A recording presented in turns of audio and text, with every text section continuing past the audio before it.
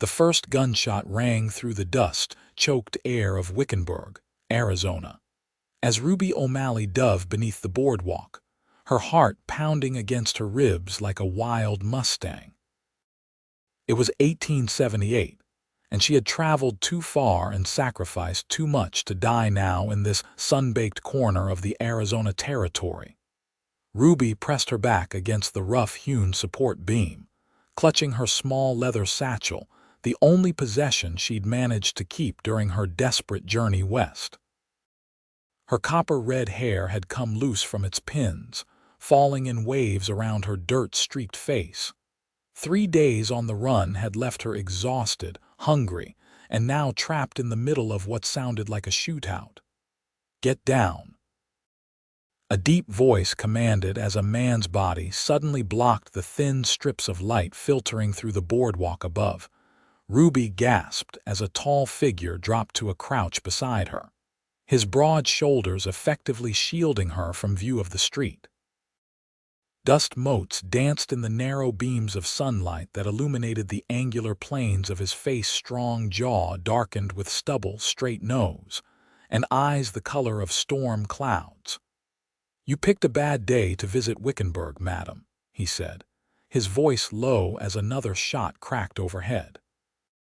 "I didn't exactly plan to be here," Ruby replied, trying to control the tremor in her voice. The man nodded toward the street. "Jameson Brothers robbing the bank.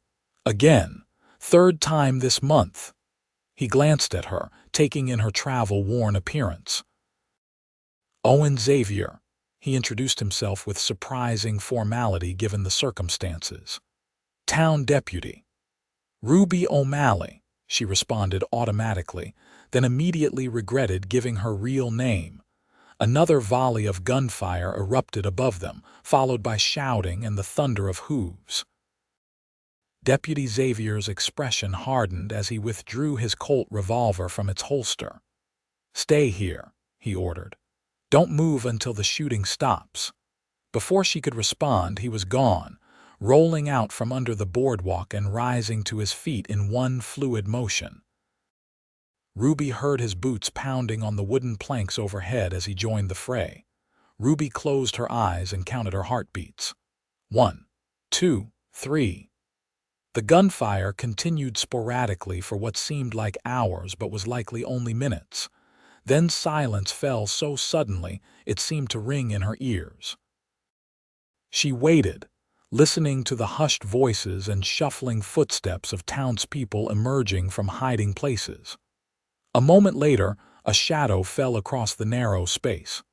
"It's safe to come out now, Miss O'Malley," Deputy Xavier said, crouching down and extending his hand. Ruby hesitated, then accepted his help, allowing him to pull her out from her hiding place. Standing in the harsh sunlight, she blinked rapidly, adjusting to the brightness as she took in the scene around her. 2 men lay face down in the dirt, hands bound behind their backs, while the town's sheriff stood guard over them. A small crowd had gathered to gawk. "They'll hang for this," Owen Xavier said quietly beside her. "Sheriff Holbrook's been after the Jameson gang for years." His eyes narrowed as he studied her more carefully. "You look like you could use a meal and some rest. The Wickenburg Hotel has decent rooms." Ruby clutched her satchel tighter. "I don't. That is, I haven't much money." His expression softened slightly. "Mrs. Peterson at the boarding house takes in travelers, charges fair prices." He paused, noticing how she swayed slightly on her feet. "When's the last time you ate, Miss O'Malley?" Ruby opened her mouth to lie, but her stomach betrayed her with a loud growl. Heat rushed to her cheeks. "That's what I thought," Owen said. "Come on, I'll buy you some supper at Maggie's Diner, best stew west of the Mississippi." When she hesitated, he added, "Consider it part of my official duties ensuring the welfare of visitors to our fine town." His attempt at humor coaxed a small smile from her. "I wouldn't want to interfere with official business." 10 minutes later, they were seated at a corner table in Maggie's Diner, a modest establishment with checkered tablecloths and the rich aroma of simmering beef and vegetables filling the air. Ruby tried not to devour her stew too eagerly, but it had been days since she'd had a proper meal. "So, what brings you to Wickenburg?" Owen asked, breaking off a piece of cornbread. "Not many young ladies travel alone in these parts." Ruby set down her spoon, suddenly wary. "I'm visiting relatives," she lied. Owen's gaze was steady, and she had the uncomfortable feeling he could see right through her deception. "Must be distant relatives, since I know most families in town and there aren't any O'Malley's hereabouts." Ruby's hand tightened around her water glass. "I should be going. Thank you for the meal, Deputy Xavier." "I didn't mean to pry," he said quickly. "It's just, a woman traveling alone catches notice in a town like this, and from the looks of things you might be in some kind of trouble." Ruby stiffened. "What makes you say that?" "You're exhausted, jumpy as a spring fawn, and those shoes have seen about 300 miles more than they were made for," he observed, glancing under the table at her worn boots. "Plus, there's the fact that you're hiding under a boardwalk during a bank robbery instead of inside a shop or hotel like most folks were." Ruby stood abruptly. "I appreciate your concern, Deputy, but my business is my own." Owen held up his hands in a placating gesture. "Of course it is. But if you're running from something or someone, you might want to know that Wickenburg sees its fair share of wanted posters and bounty hunters passing through." His words sent a chill down her spine, but Ruby maintained her composure. "I'll keep that in mind. Now, if you'll excuse me, I should find Mrs. Peterson's boarding house before nightfall." Owen stood as well. "At least let me walk you there. It's only a few blocks, and after the excitement today, folks are still a bit riled up." Ruby wanted to refuse but couldn't deny the logic in his offer. Besides, she had no idea where the boarding house was located. "Very well." As they walked the dusty streets of Wickenburg, Ruby was acutely aware of the curious glances from townspeople they passed. A young woman in travel-worn clothes walking beside the deputy was evidently a source of interest. She pulled her shawl tighter around her shoulders, wishing she could become invisible. "Don't mind them," Owen said quietly. "Small town. New faces are entertainment." "I'm not accustomed to being the center of attention," Ruby replied, keeping her eyes fixed on the road ahead. "I find that hard to believe," Owen said, a hint of warmth in his voice. Ruby glanced up, surprised by the compliment lurking beneath his words, and found him watching her with an expression she couldn't quite decipher. "Here we are," he said, stopping before a neat two-story house with a small garden out front. "Mrs. Peterson's boarding house. Best apple pie in the territory, so if she offers, don't refuse." "Thank you," Ruby said, meaning it despite her wariness. "You've been very kind." Owen touched the brim of his hat. "Just doing my job, Miss O'Malley." He hesitated, then added, "If you need anything during your stay, the sheriff's office is just off Main Street. Ask anyone, they'll point you in the right direction." Ruby nodded and turned toward the boarding house, feeling his gaze on her back until she reached the front door. Mrs. Peterson proved to be a plump, cheerful widow in her 60s who asked few questions beyond how long Ruby planned to stay. "Just a few days," Ruby answered, handing over most of her remaining money for 3 nights' lodging. The room was small but clean, with a narrow bed, washstand, and window overlooking the garden.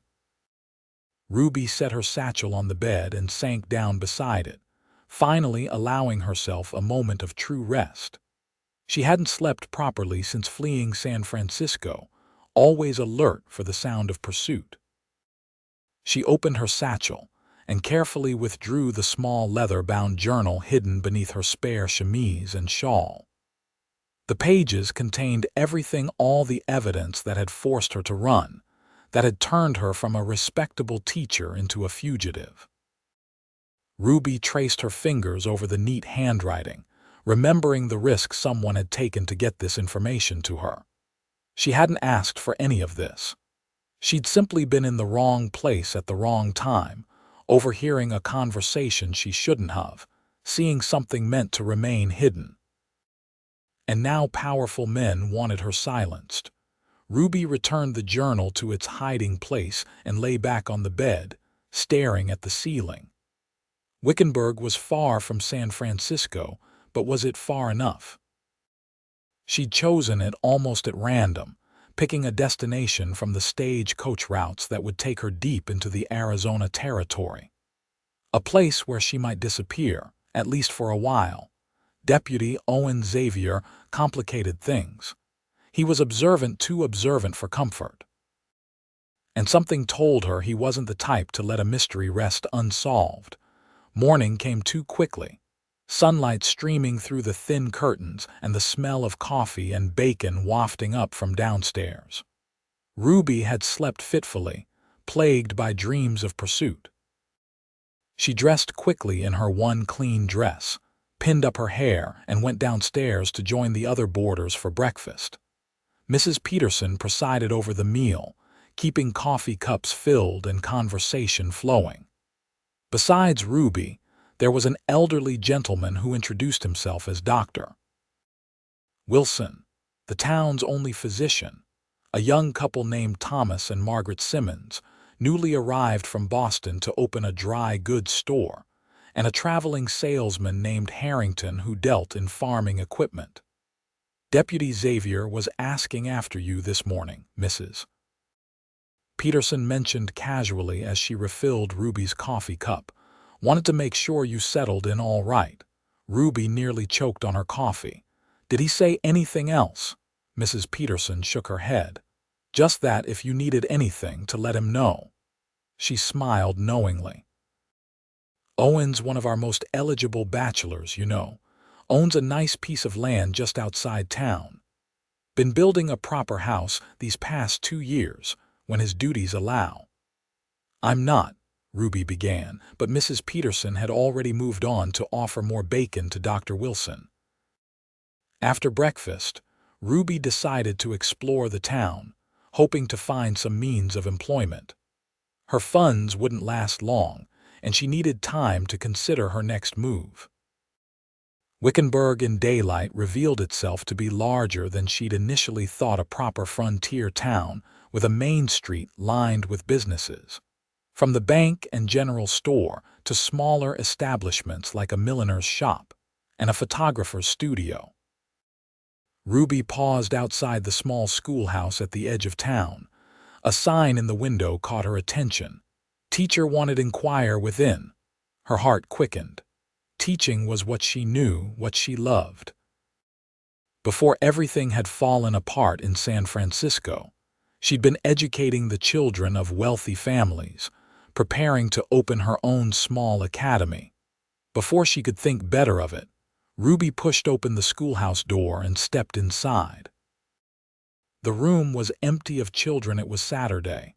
After all, but a harried-looking man in his 50s sat at the teacher's desk, surrounded by stacks of books. "Excuse me," Ruby said softly. The man looked up, startled. "Oh, hello there. Can I help you?" He rose to his feet, adjusting his spectacles. "I noticed your sign. About needing a teacher." His expression brightened immediately. "Yes, indeed. Are you inquiring about the position? I'm Samuel Porter, chairman of the school board. Our previous teacher, Miss Winters, left us rather suddenly last month to marry a rancher in New Mexico." He gestured toward a chair. "Please sit down, Miss O'Malley." "Ruby O'Malley," she replied, taking the offered seat. "You have teaching experience, Miss O'Malley?" 5 years. I taught at the Brewster Academy for young ladies in San Francisco," Ruby answered truthfully. There was no harm in that much honesty. Mr. Porter looked impressed. "A fine institution, from what I hear. And what brings you to our humble town?" Ruby had prepared for this question. "A desire for a change of scenery, Mr. Porter. The city became overwhelming. I've always been drawn to the beauty of the territories." Well, we certainly have plenty of scenery, he chuckled. The position pays $30 a month, with lodging included. There's a small apartment attached to the back of the schoolhouse. Term begins in 2 weeks, with approximately 25 students ranging from 6 to 16 years of age.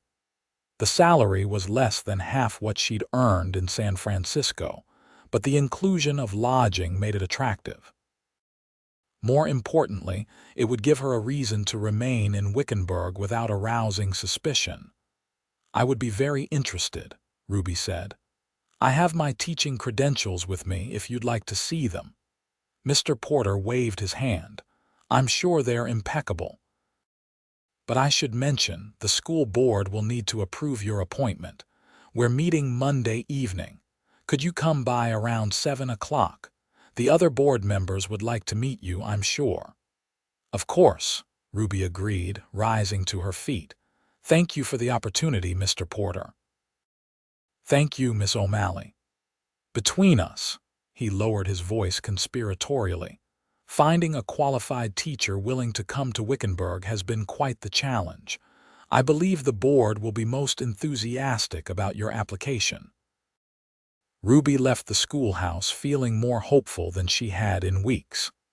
A teaching position would provide not just income, but a place in the community, a cover that might allow her to blend in and be forgotten by those who sought her. Her optimism faltered as she turned the corner and nearly collided with Deputy Owen Xavier emerging from the general store. Miss O'Malley, he said, tipping his hat. Good morning. I see you found Mrs. Peterson's place without trouble.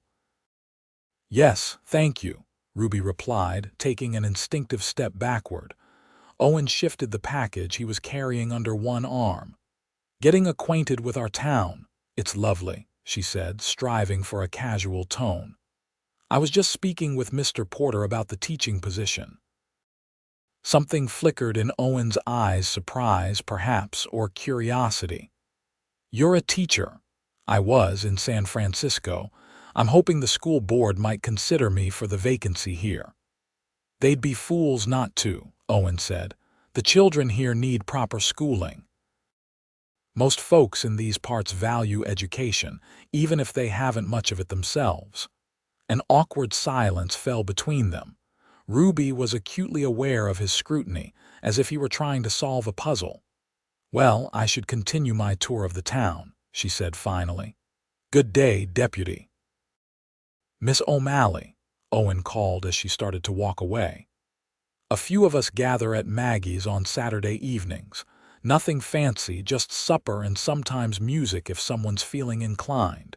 You'd be welcome to join us. Ruby hesitated. Part of her warned against forming attachments in Wickenburg, against drawing any more attention to herself. But another part, the part that had been lonely and afraid for weeks, yearned for some semblance of normal human interaction. Perhaps, she said noncommittally. Thank you for the invitation. As she continued down the street, Ruby felt the weight of Owen's gaze following her. There was something about the deputy that unsettled her, not in a threatening way, but in a manner that made her feel transparent, as if her carefully constructed facade was as substantial as morning mist. The rest of the day passed quickly as Ruby explored Wickenburg, taking note of its layout and the surrounding terrain. The town was nestled in a valley with mountains visible in the distance, the desert landscape harsh but beautiful in its own way. By late afternoon, she found herself drawn to the small church at the edge of town, its whitewashed walls gleaming in the setting sun. The door was open, and Ruby stepped inside, welcoming the cool dimness after hours in the sun. The interior was simple wooden pews, a modest altar, and a few stained glass windows that cast colored patterns on the floor. She wasn't particularly religious, but there was something comforting about the quietude of the empty church, seeking answers or just shelter from the heat. A voice asked from behind her. Ruby turned to find a young man in clerical collar rising from where he'd been kneeling in prayer at the front pew. A bit of both, perhaps, she admitted. He smiled, approaching with extended hand. Reverend Thomas Burke, new in town yourself, I gather. Ruby O'Malley, she replied, shaking his hand. Is it that obvious?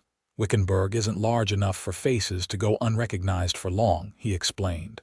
I arrived only 6 months ago myself, so I'm still considered something of a newcomer. Ruby glanced around the church. It's peaceful here. That's my hope, he said earnestly.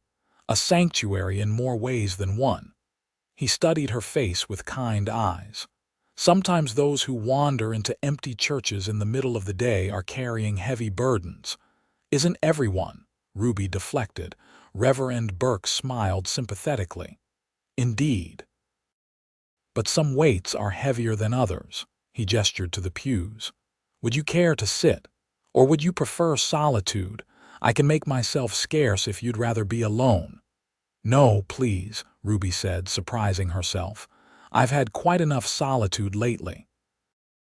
They sat together in a pew near the back of the church, sunlight streaming through the colored glass creating a rainbow effect on the wooden floor. Mrs. Peterson mentioned you might be applying for the teaching position, Reverend Burke said.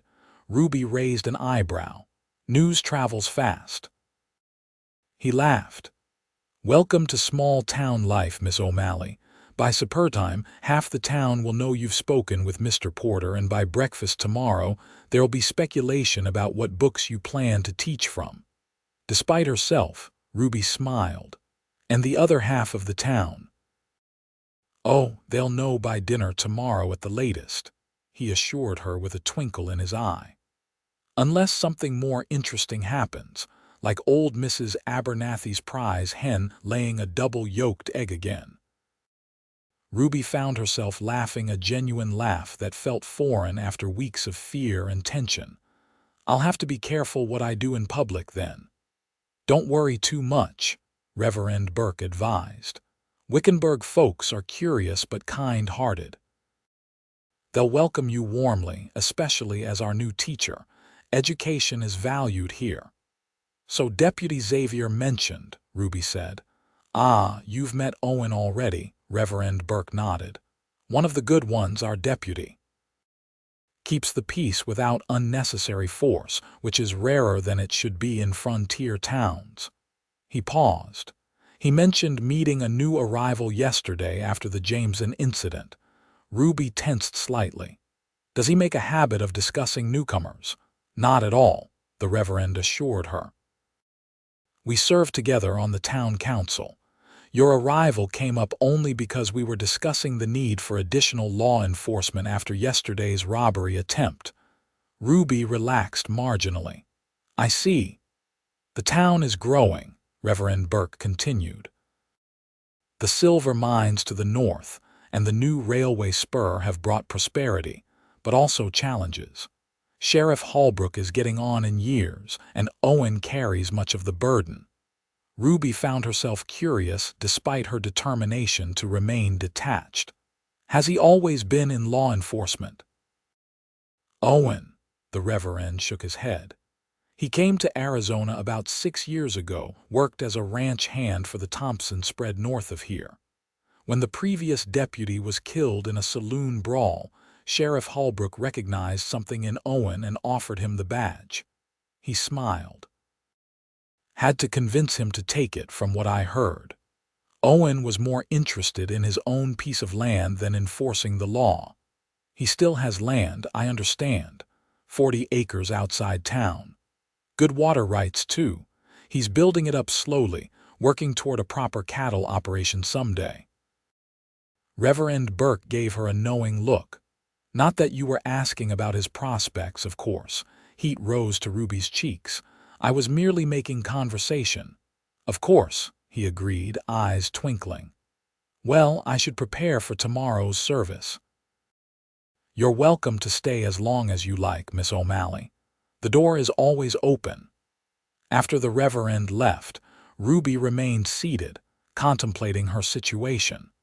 Teaching in Wickenburg could provide the stability she desperately needed while she determined her next steps. The journal hidden in her satchel contained information that could destroy powerful men who wouldn't rest until they recovered it and eliminated anyone who knew its contents. She had hoped to find a larger town where she could lose herself in the crowd, but perhaps a small community like Wickenburg offered its own kind of protection. Here, a stranger would be noticed, questioned. If someone came looking for her, she might have warning. By the time Ruby left the church, the sun was setting, painting the sky in dramatic shades of orange and purple. The main street was lively with Saturday evening activity miners and ranch hands in town for supplies and entertainment. Families heading to and from Maggie's diner or the hotel restaurant. Ruby hesitated, remembering Owen's invitation. The idea of a communal supper was appealing after weeks of solitary meals, but she reminded herself of the dangers of forming attachments. Still, refusing normal social interaction would draw more attention than participating. Decision made, Ruby turned toward Maggie's diner. The establishment was crowded but not overwhelmingly so, with a pleasant hum of conversation and the clink of cutlery against plates. She paused in the doorway, scanning the room. Miss O'Malley. Maggie herself, a robust woman in her 40s with her hair tucked under a kerchief, called from behind the counter. Deputy Xavier said you might join us tonight. Come in, come in.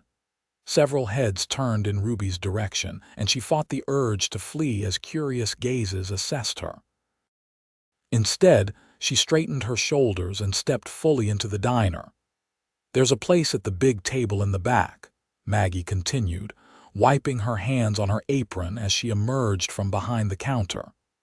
Saturday nights we serve family-style roast beef today with all the fixings. Maggie led her through the crowded room to a large round table where several people were already seated, including Reverend Burke, Dr. Wilson from the boarding house, and to Ruby's mingled dismay and inexplicable pleasure, Deputy Owen Xavier. Owen stood as they approached, pulling out an empty chair beside his own. Miss O'Malley, glad you decided to join us. I hope I'm not intruding, Ruby said, suddenly self-conscious about her plain dress and simple hairstyle. Nonsense, said a silver-haired woman seated across the table. We're always delighted to welcome newcomers. I'm Martha Holbrook, the sheriff's better half. Introductions continued around the table besides those she already knew. There was Joshua Thompson, owner of the Rocking T Ranch, his daughter Caroline, a pretty blonde about Ruby's age, Seth Parker, the town banker, and Eliza Winters, the milliner whose shop Ruby had passed earlier. Miss O'Malley is applying for the teaching position, Reverend Burke announced as Maggie's helpers began bringing platters of steaming food to the table. Thank heavens, Martha Holbrook exclaimed. The children have been running wild since Miss Winters left us. No offense to Mr. Porter's substitution, but teaching clearly isn't his calling. None taken, I'm sure, Eliza Winters laughed. My brother-in-law would be the first to agree with you. Ruby was startled. Mr. Porter is your brother-in-law, my sister's husband, Eliza confirmed. He's a dear man, but numbers are his strength, not managing a classroom of energetic children. Speaking of energetic children, Caroline Thompson interjected, I hear the Petersons' youngest gave him quite the challenge yesterday with a frog in the arithmetic box. The table erupted in laughter, and Ruby found herself drawn into the warm camaraderie of these people who were still strangers yet treated her as if she already belonged among them. The food was delicious, the conversation lively, and for brief stretches, Ruby almost forgot the danger that had driven her to Wickenburg. Throughout the meal, she was acutely aware of Owen beside her, his quiet attentiveness, the way he ensured her glass was filled and unobtrusively explained local references she wouldn't understand. There was something undeniably appealing about him, his easy confidence, the respect others clearly held for him, the intelligence evident in his storm-gray eyes. "Mrs. Peterson tells me you've come from San Francisco," Seth Parker, the banker, said during a lull in the conversation. "Quite a change of scenery." Ruby tensed but kept her expression neutral. "Yes, but a welcome one. I find the open spaces here liberating." "San Francisco's loss is our gain," Owen said smoothly, sensing her discomfort. "Especially if the school board has the good sense to hire you." "Oh, they will," Martha Holbrook said confidently.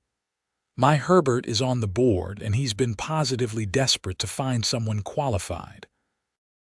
The conversation shifted to local matters, the progress on the new railway spur, concerns about water rights during the dry season, and plans for the upcoming Founders' Day celebration in October. Ruby listened, gradually relaxing as attention moved away from her background. After dinner, Joshua Thompson produced a fiddle, and several tables were pushed back to create space for dancing. Ruby declined initial invitations, content to watch as couples formed and began moving to the lively music. "Not much for dancing?" Owen asked, leaning close to be heard over the music and laughter. "I enjoy it," Ruby admitted, "but I don't know the steps to these dances." "They're simple enough," he assured her. "Mostly an excuse to stomp your feet and turn in circles without appearing undignified." Ruby laughed despite herself. "Is that your professional assessment, Deputy, based on years of careful observation?" he confirmed solemnly, though his eyes sparkled with humor. "Though I confess, I'm not much of a dancer myself." "Then we're well matched in our reluctance," Ruby said, then immediately regretted the words, which could be misconstrued. If Owen noticed the potential implication, he didn't comment on it. Instead, he nodded toward the door. "It's a fine evening. Perhaps you'd prefer some air." Ruby hesitated, aware that leaving with Owen might spark the very gossip she hoped to avoid. Yet the diner had grown warm and crowded, and the idea of a quiet conversation appealed to her. "Just to the porch," she agreed. Outside, the night air was cool and refreshing after the heat of the crowded diner. Stars blazed overhead in a way Ruby had never seen in San Francisco, where fog and city lights obscured much of the night sky. They stood side by side at the railing, the sounds of music and laughter muffled behind them. "It's beautiful," Ruby murmured, gazing upward. "One of the things I love most about this country," Owen agreed. "No matter how rough the day, the stars remind you there's something larger at work." Ruby glanced at him, surprised by the philosophical turn. "I wouldn't have taken you for a stargazer, Deputy Xavier." "Owen," he corrected gently, "and there's a lot you wouldn't take me for, I expect." He turned to face her fully. "Just as there's a lot about you that doesn't quite add up, Miss O'Malley." Ruby stiffened. "I don't know what you mean." "I think you do," he said, his voice kind but firm. "You're running from something or someone." "You're very direct," Ruby observed, avoiding the implicit question. "Comes with the badge," Owen replied. "Look, I'm not trying to pry into your personal affairs, but if you're in some kind of trouble, there might be ways I can help." Ruby shook her head. "You can't. You seem very certain of that." "I am." Ruby turned back to the stars, blinking rapidly against unexpected tears. The weight of her situation, the isolation, the fear pressed down on her suddenly, making it difficult to breathe. "Ruby," Owen said softly, the first time he'd used her given name. "Whatever it is, you don't have to face it alone." She gave a short, humorless laugh. "That's exactly what I have to do, Deputy. Alone is the only way to be safe." "Safe from what?" Ruby remained silent, unwilling, unable to explain. Owen sighed.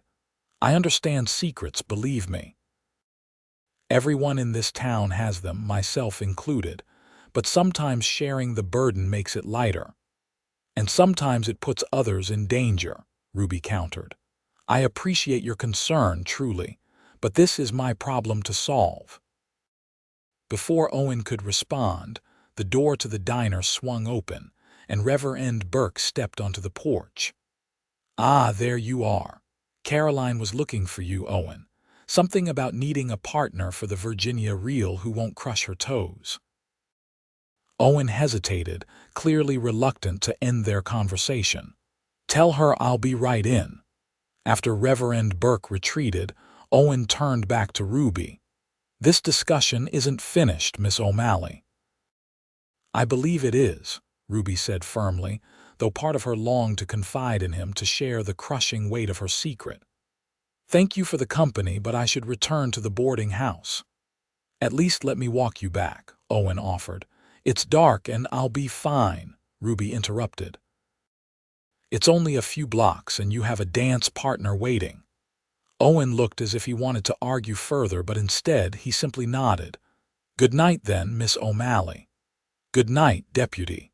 Ruby made her way back to the boarding house alone, her thoughts in turmoil. Owen Xavier was more perceptive than she'd given him credit for, and his interest in her situation posed a potential complication.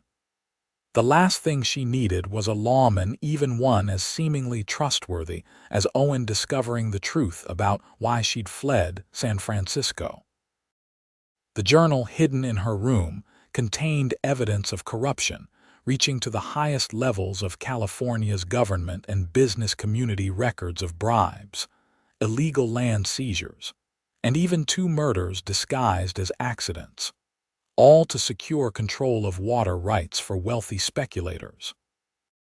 Ruby had stumbled upon the conspiracy while tutoring the children of Gilbert Harrington, one of San Francisco's most powerful businessmen. A misplaced key, an unlocked office door, a conversation overheard, simple accidents that had placed Ruby in possession of damning information. When Harrington discovered she knew too much, his threats had made it clear: disappear permanently or be disappeared.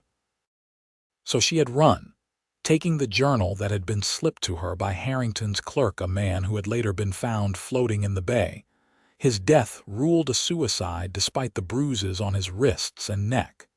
Now, as Ruby prepared for bed in her small room at Mrs. Peterson's boarding house, she wondered if she had made a mistake in coming to Wickenburg. Perhaps a larger city would have been wiser, Denver, or even Santa Fe, where she could truly vanish into anonymity. Yet there was something appealing about this dusty frontier town and its people. The teaching position would provide purpose and stability. And despite the risk, a small voice inside her whispered that perhaps here, among people like Owen Xavier and Reverend Burke, she might eventually find allies instead of threats. Ruby slept fitfully, her dreams haunted by pursuing shadows and the echo of gunshots. She woke at dawn, the sky outside her window still tinged with the pink and gold of sunrise. After dressing, she made her way downstairs to find Mrs. Peterson already bustling about the kitchen. "Early riser, are you?" the landlady said cheerfully. "Just like me. Coffee, please." Ruby accepted gratefully, taking a seat at the kitchen table. "I thought I might attend church service this morning if that's appropriate." "Of course. Everyone goes to Sunday service," Mrs. Peterson assured her, setting a steaming mug before Ruby. "Reverend Burke gives a fine sermon, not too long and with just enough fire and brimstone to keep folks awake but not so much as to frighten the children." She chuckled. "Perfect balance, if you ask me." An hour later, Ruby sat in a pew near the back of the church, watching as it filled with townspeople dressed in their Sunday best. She recognized many faces from the previous evening at Maggie's, as well as others she'd seen around town. The atmosphere was convivial, with greetings exchanged and children shushed by parents trying to maintain some semblance of decorum. Ruby tensed when Sheriff Holbrook entered, followed by Owen. The 2 lawmen took seats near the front, both wearing their badges even on the day of rest.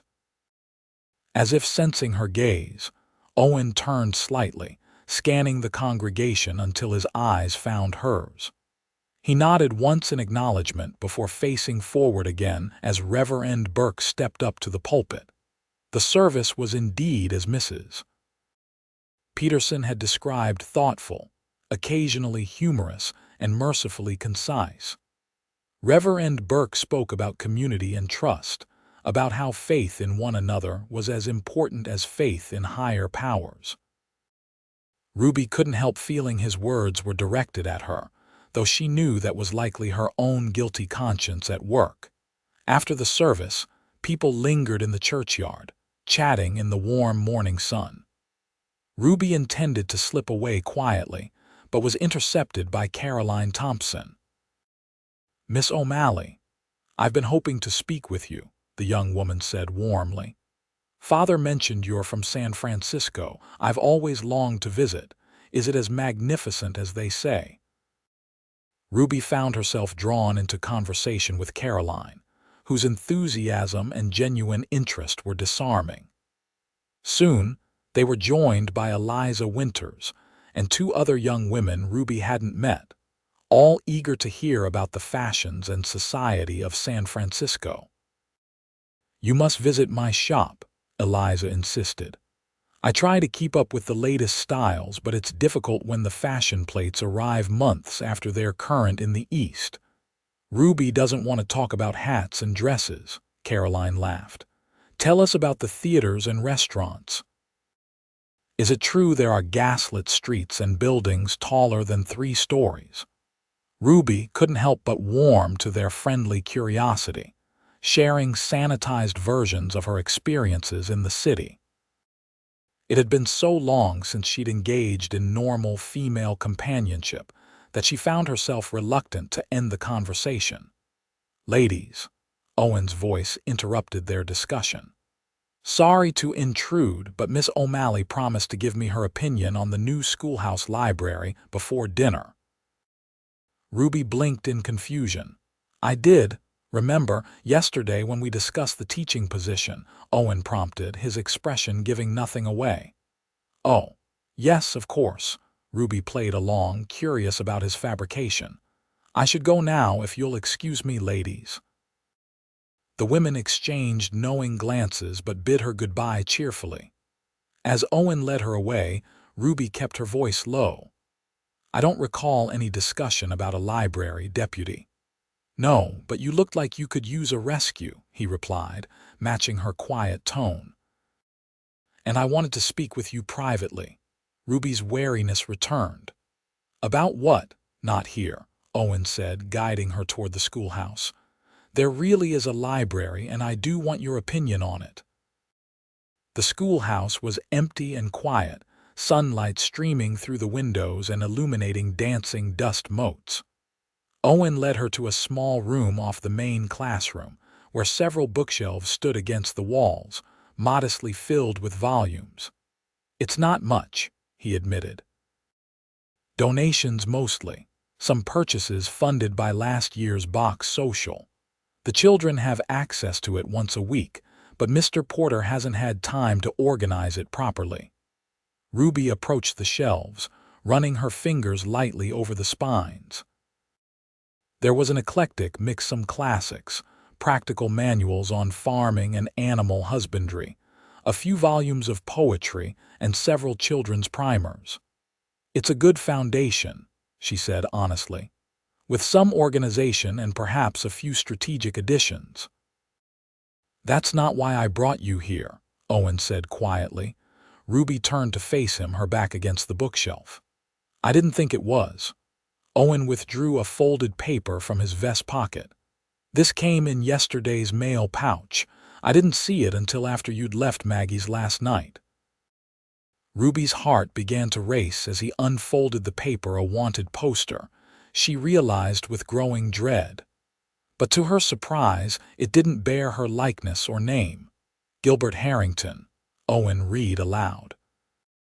"Wanted for questioning in connection with embezzlement, fraud, and conspiracy in the California territory."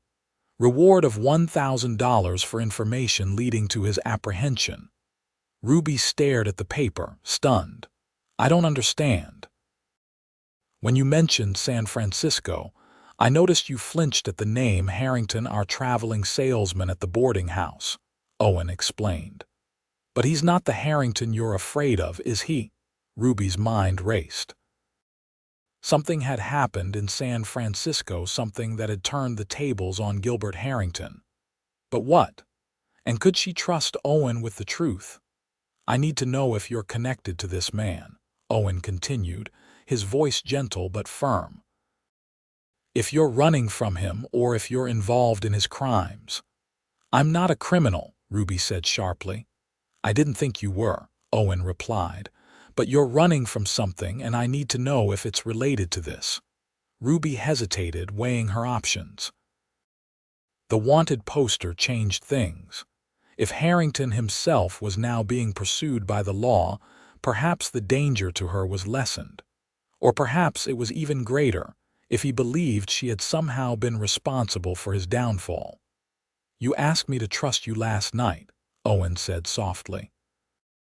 I'm asking the same of you now.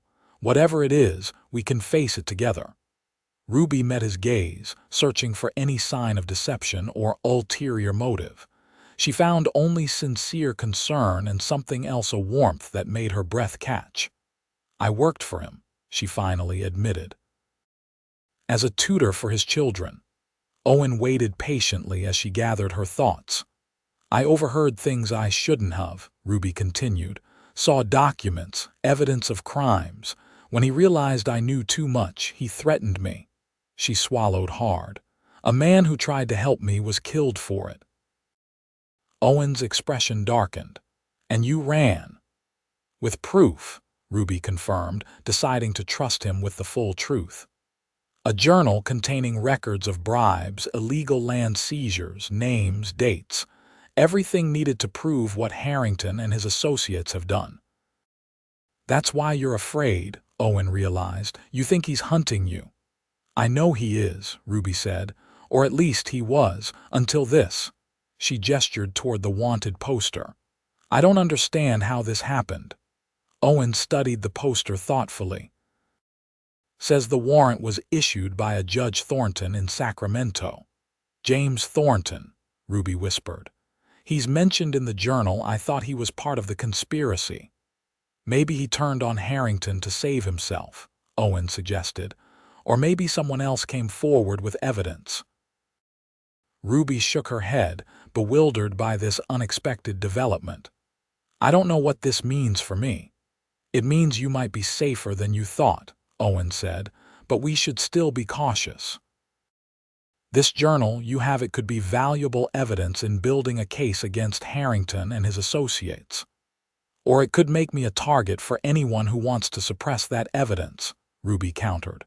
Owen stepped closer, his expression serious. Ruby, listen to me. I won't let anyone harm you, but we need to get that journal to the proper authorities. I don't know who to trust, she admitted, the fear and exhaustion of the past weeks evident in her voice. Trust me, Owen said simply. I'll telegraph the U.S. Marshal's office in Prescott tomorrow. They can advise us on the best course of action. Ruby wanted desperately to believe him, to set down the burden she'd been carrying alone. If Harrington discovers where I am. He won't, Owen assured her. And if by some chance he does, he'll find more trouble than he bargained for. The protective fierceness in his voice sent a shiver through Ruby that wasn't entirely unpleasant. I need time to think, she said finally. This changes everything. Owen nodded, respecting her need for space. The school board meeting is tomorrow evening. I'll be there. I serve as secretary. We can talk more afterward. As they left the schoolhouse, Ruby felt strangely lighter despite the uncertainties that still swirled around her. Sharing her secret with Owen had relieved some of the crushing isolation she'd endured for weeks. Thank you, she said as they paused at the junction where their paths would diverge. Ruby back to the boarding house, Owen to his duties. For showing me the poster, for listening." "Thank you for trusting me," he replied. Then, with a hint of the humor she was coming to appreciate, he added, "And for your expert assessment of our humble library." Ruby found herself smiling. "It has potential, much like Wickenburg itself." "Indeed it does, Miss O'Malley," Owen agreed, his eyes holding hers for a moment longer than necessary. "Indeed it does." The next day passed in a blur as Ruby prepared for her interview with the school board. She reviewed her teaching credentials, planned responses to likely questions, and even splurged on having her best dress pressed at the Chinese laundry in town. Mrs. Peterson lent her a brooch for luck, dear, and offered encouraging words about how desperately the town needed a proper teacher. By the time Ruby arrived at the schoolhouse that evening, her nerves were strung tight as piano wire. She smoothed her skirts, adjusted Mrs. Peterson's brooch, and took a deep breath before entering. The main classroom had been arranged with a row of chairs facing the teacher's desk, where 5 men sat in judgment. Mr. Porter, whom she'd already met, Sheriff Holbrook, looking stern in his official capacity, Reverend Burke, offering a reassuring smile, Mr. Thompson, the rancher, and Owen, who gave no indication of their shared secret beyond a brief nod of acknowledgement. "Miss O'Malley," Mr. Porter greeted her warmly. "Thank you for coming. Please have a seat." The interview proceeded more smoothly than Ruby had anticipated. The board asked about her teaching experience, her approach to discipline, her views on curriculum. They seemed particularly impressed by her background in literature and languages. "We have several Mexican and Yavapai children in our school," Reverend Burke explained. "Your Spanish skills would be most valuable, and perhaps you might even learn some of the native tongue to better communicate with those students." "I would be delighted to," Ruby replied honestly. "Education should be accessible to all children, regardless of their background." Sheriff Holbrook harumphed. "Noble sentiments, Miss O'Malley, but our concern is practical. Can you maintain order in a classroom with children of different ages and backgrounds, some of whom may not want to be there at all?" "With respect, Sheriff," Ruby answered confidently. "I've managed classrooms in San Francisco that included both the pampered children of wealthy merchants and the rougher children of dockworkers. Discipline requires consistency, fairness, and mutual respect, principles that transcend background." The sheriff looked mildly impressed, and Mr. Thompson chuckled. "She's got grit, I'll grant her that. And qualification," Mr. Porter added, "which is more than can be said for other applicants we've interviewed." "Are there other applicants?" Ruby asked, surprised. The men exchanged glances. "You're the first to make it to a formal interview," Reverend Burke admitted. "We've had inquiries, but none with your credentials." "Or your willingness to relocate to our humble town," Owen added. The interview concluded with Mr. Porter showing Ruby the living quarters attached to the schoolhouse, a small but tidy apartment with a bedroom, sitting room, and tiny kitchen. It was modest but clean, with large windows that would provide ample light and air. "The board will deliberate now," Mr. Porter informed her. "But I think I speak for all of us when I say we're very impressed, Miss O'Malley. We'll have an answer for you by morning." Ruby thanked him and made her way outside, where the evening air had cooled considerably. She stood on the schoolhouse steps, gazing up at the emerging stars, her mind already envisioning how she might arrange her few belongings in the small apartment, how she would organize the classroom for the coming term. "It went well," Owen's voice startled her from her reverie. He had followed her outside, leaving the other board members to their discussion. "I hope so," Ruby replied. "I want this position very much." "They'd be fools not to hire you," Owen said, echoing his words from their earlier conversation. "And whatever else they may be, those men aren't fools." Ruby smiled, then grew serious. "Have you sent the telegram to the marshal's office?" Owen nodded. "This morning. We should have a response within a day or two." He hesitated. "Ruby, there's something else you should know.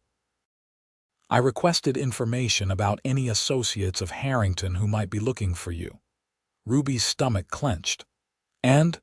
Nothing specific yet," Owen assured her, "but it's better to be prepared. Until we know more, I'd like you to be careful. Don't go anywhere alone after dark, and let me know if you notice anyone unusual in town." "I've been looking over my shoulder for weeks," Ruby said wearily. "It becomes second nature after a while." Owen stepped closer, his expression earnest in the dim light. "You don't have to do that anymore. Not here. Not alone." The conviction in his voice stirred something in Ruby, a dangerous hope that perhaps, finally, she had found someone she could truly rely on. It was a foolish feeling, she knew. She had learned the hard way that trust was a luxury she couldn't afford. And yet, standing there in the gathering darkness with Owen Xavier, Ruby felt the protective walls she'd built around her heart begin to crack. "The board will offer you the position," Owen said quietly, "and I hope you'll accept it." "Why?" Ruby asked, genuinely curious. "Why do you care whether I stay or go?" Owen seemed taken aback by the directness of her question. He was silent for a moment, considering his response. "Because Wickenburg needs a teacher like you," he said finally. "And because—" He paused, struggling with words in a way that seemed uncharacteristic for him. "Because I'd like the chance to know you better, Ruby O'Malley. The real you, not just the woman who's running from shadows." The simple honesty of his statement left Ruby momentarily speechless. Before she could formulate a response, the schoolhouse door opened behind them and Mr. Porter emerged. "Ah, still here, good," he said, beaming. "Miss O'Malley, the board has reached a unanimous decision. We would like to offer you the position of teacher for Wickenburg School, effective immediately, with classes to begin next Monday. The salary is $30 per month, with the apartment included. Do you accept?" Ruby glanced at Owen, whose expression remained carefully neutral despite his earlier assurance. "I accept," she said firmly, extending her hand to Mr. Porter. "Thank you for this opportunity. I won't disappoint you." As handshakes were exchanged and details discussed, Ruby felt a curious mixture of excitement and trepidation. She had achieved her immediate goal, securing a position and a place in Wickenburg, but the shadows of her past still loomed. Gilbert Harrington might be wanted by the law, but his influence and resources were vast. And if he believed she was responsible for his troubles, his vengeance would be terrible. Yet for the first time since fleeing San Francisco, Ruby allowed herself to feel a glimmer of hope. Perhaps here, in this dusty frontier town with its straightforward people and its storm-eyed deputy, she might find not just sanctuary but a future. The next few days passed in a whirlwind of activity as Ruby settled into her new role and accommodations. The apartment attached to the schoolhouse was Spartan but clean, and Ruby took pleasure in arranging her few belongings to make it feel like home. Mrs. Peterson contributed a colorful quilt for the bed. Eliza Winters brought curtains for the windows, and Caroline Thompson arrived with a small potted plant to brighten the place up. Ruby was touched by these simple kindnesses, by the way the women of Wickenburg had so readily accepted her into their circle. It made her both grateful and uneasy, grateful for their warmth, uneasy about the deceptions she still maintained. On Wednesday afternoon, as Ruby was reviewing the previous term's student records, a knock at the classroom door interrupted her work. She looked up to find Owen standing in the doorway, his expression unreadable. "Deputy," she greeted him, setting aside her papers. "What brings you here?" "Got a response to my telegram," he said, stepping into the classroom and closing the door behind him. Thought you should see it right away." Ruby's heart quickened as Owen withdrew a folded paper from his pocket. "What does it say?" Owen handed her the telegram. "Read it yourself." With trembling fingers, Ruby unfolded the paper and read to Deputy O. Xavier Wickenburg as territory from U.S. Marshal J. Collins. Prescott Harrington case confirmed stop evidence against him. Substantial stop suspected accomplices include Judge Thornton. Despite warrant issuance, stop informant believed to be Harrington's former clerk, now deceased. Stop. Advise extreme caution if witness in your jurisdiction. Stop. Will dispatch deputy marshal within fortnight. Stop. Maintain secrecy. Stop. Ruby looked up, confusion evident in her expression. "I don't understand. If Thornton is part of the conspiracy, why would he issue a warrant for Harrington's arrest? My guess. A falling out among thieves," Owen suggested, taking a seat on the edge of one of the student desks. "Or perhaps a calculated move to appear uninvolved. If Thornton publicly pursues Harrington, it diverts suspicion from himself." Ruby's mind raced as she processed this new information. "The clerk. That must be Thomas. He's the one who gave me the journal before." She couldn't finish the sentence, the memory of learning about his suicide still too painful. "Before he was killed," Owen completed grimly. "Which means your journal may be the only remaining evidence that implicates all parties, not just Harrington." "Making it even more valuable," Ruby realized, "and me even more of a target." Owen nodded soberly. "The marshal is sending a deputy, but it could be 2 weeks before he arrives. In the meantime, we need to be vigilant."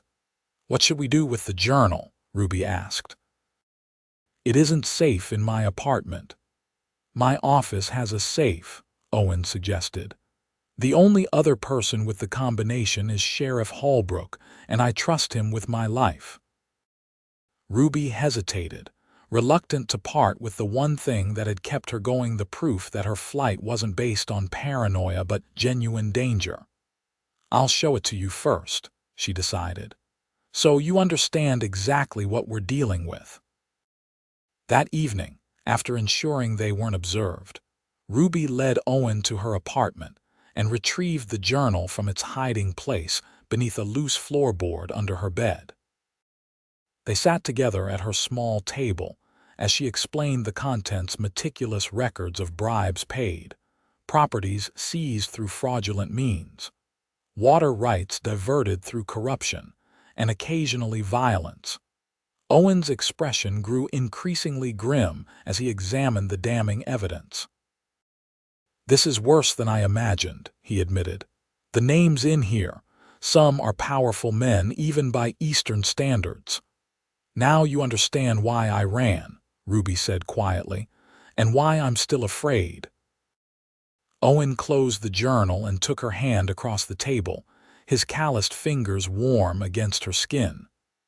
"I understand, but you're not alone anymore, Ruby. We'll protect this evidence, and we'll protect you until the marshal's deputy arrives." The sincerity in his voice made Ruby's throat tighten with emotion. "I've been alone for so long," she whispered. "Running, hiding, looking over my shoulder. I'd almost forgotten what it feels like to have someone to rely on." "Get used to it," Owen said with a gentle smile. "Wickenburg takes care of its own, and like it or not, you're one of us now." One of us. The simple phrase lodged in Ruby's heart, warming places that had been cold for too long. She was about to respond when a sharp knock at the door made them both jump. Owen was on his feet instantly, one hand moving to the revolver at his hip. "Were you expecting anyone?" Ruby shook her head, quickly hiding the journal beneath a stack of school papers. The knock came again, followed by a familiar voice. "Miss O'Malley, it's Caroline Thompson. I've brought some preserves from our pantry. Mother insisted." Owen relaxed slightly but didn't remove his hand from his weapon. He positioned himself to the side of the door as Ruby moved to answer it. Caroline stood on the small porch, a basket over one arm and a bright smile on her face. "I hope I'm not interrupting your evening, but Mother said a new home needs homemade preserves to make it truly." "Oh!" Her eyes widened as she spotted Owen inside the apartment. "Deputy Xavier, I didn't realize you were here." Ruby felt heat rise to her cheeks at the implication in Caroline's tone. "The deputy was just helping me review some security concerns for the schoolhouse," she explained hastily. "Please come in." Caroline entered, her curious gaze darting between Ruby and Owen. "Security concerns. Is something wrong? Just routine," Owen assured her smoothly. "Sheriff Holbrook likes to make sure the schoolhouse is secure, especially with the new teacher moving in." "How thoughtful," Caroline replied, clearly not entirely convinced by the explanation. She set her basket on the table.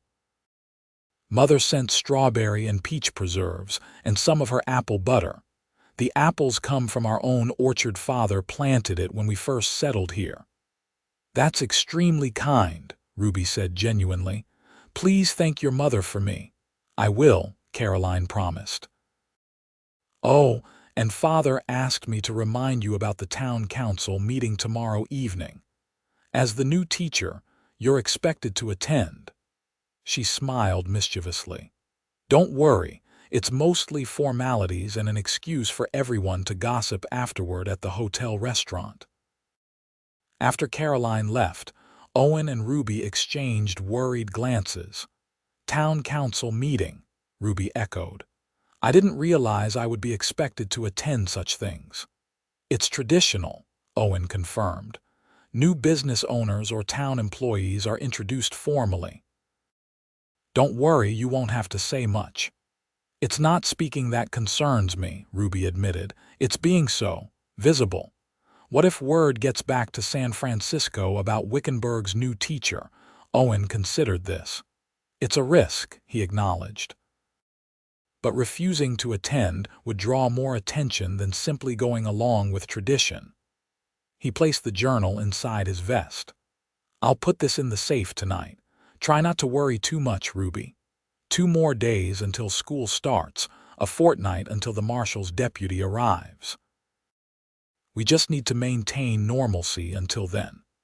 Normalcy, Ruby thought after Owen had gone, staring at the basket of preserves Caroline had brought. What did that even mean for someone who had been running for so long? The concept seemed as foreign to her now as this desert landscape had initially. Yet as she prepared for bed that night, Ruby found herself embracing the unfamiliar feeling of belonging that was slowly taking root in her heart. For better or worse, Wickenburg was becoming home, and its people, especially a certain gray-eyed deputy, were becoming far more important to her than was wise. Thursday evening's town council meeting was held in the larger of the hotel's 2 dining rooms, with tables pushed aside to create rows of chairs. Ruby arrived early, dressed in her best dress with Mrs. Peterson's brooch pinned at her collar. She took a seat near the back, hoping to attract minimal attention.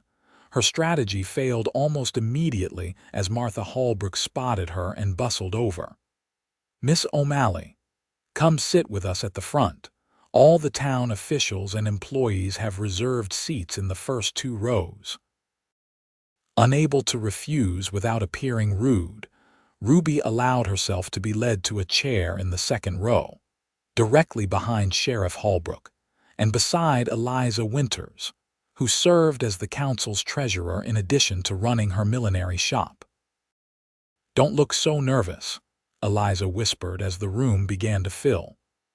"Jacob Weston talks too much, Seth Parker obsesses about the town budget, and everyone's mostly thinking about the refreshments afterward." Ruby managed a smile at Eliza's attempt to put her at ease. "I'm just not accustomed to being the center of attention." "You won't be for long," Eliza assured her. "The Thompson boys' mare had twin foals yesterday, first time in Wickenburg history.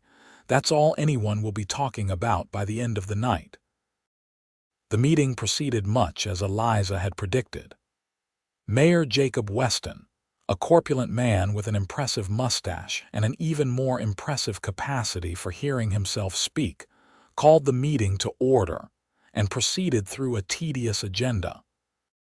The town budget was reviewed, complaints about loose cattle on Main Street were registered, and plans for the upcoming Founders' Day celebration were discussed at length.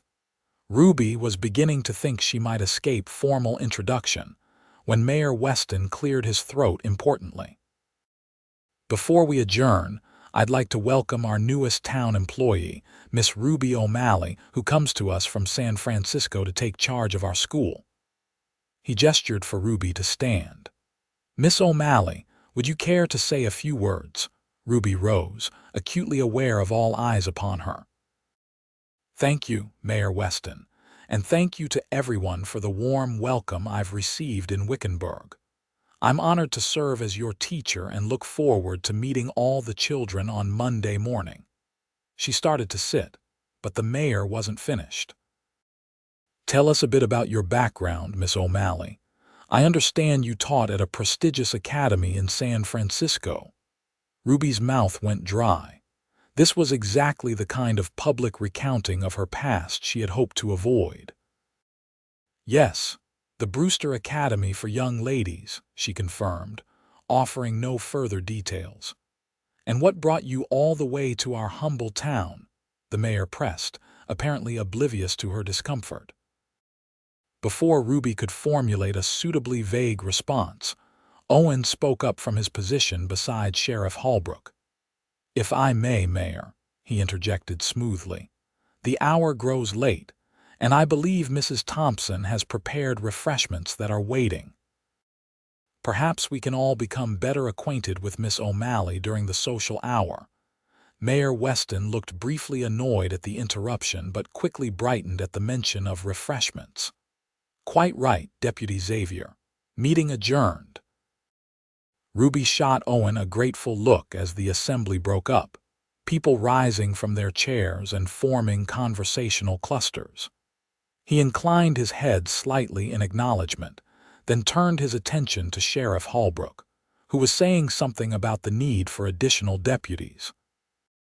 During the subsequent social hour, Ruby managed to navigate the curious questions of Wickenburg's residents with increasingly practiced deflections and redirections. Yes, San Francisco was beautiful but overwhelming. No, she had no family remaining there. Yes, she was finding Wickenburg charming and its people most welcoming. She was in the middle of a conversation with Mrs. Thompson about suitable books for younger students when she noticed a stranger enter the hotel dining room, a well-dressed man in his 40s with a neatly trimmed beard and the air of someone accustomed to command. Ruby wouldn't have given him a second glance, except that Owen immediately straightened, his posture alert, and moved to intercept the newcomer. They exchanged words too low for Ruby to hear, then shook hands with what appeared to be cautious respect. Sheriff Holbrook joined them, and the three men moved to a quieter corner of the room. Ruby tried not to stare, but something about the stranger's arrival and Owen's reaction to it set her nerves on edge. "That's James Elliott," Mrs. Thompson explained, following Ruby's gaze.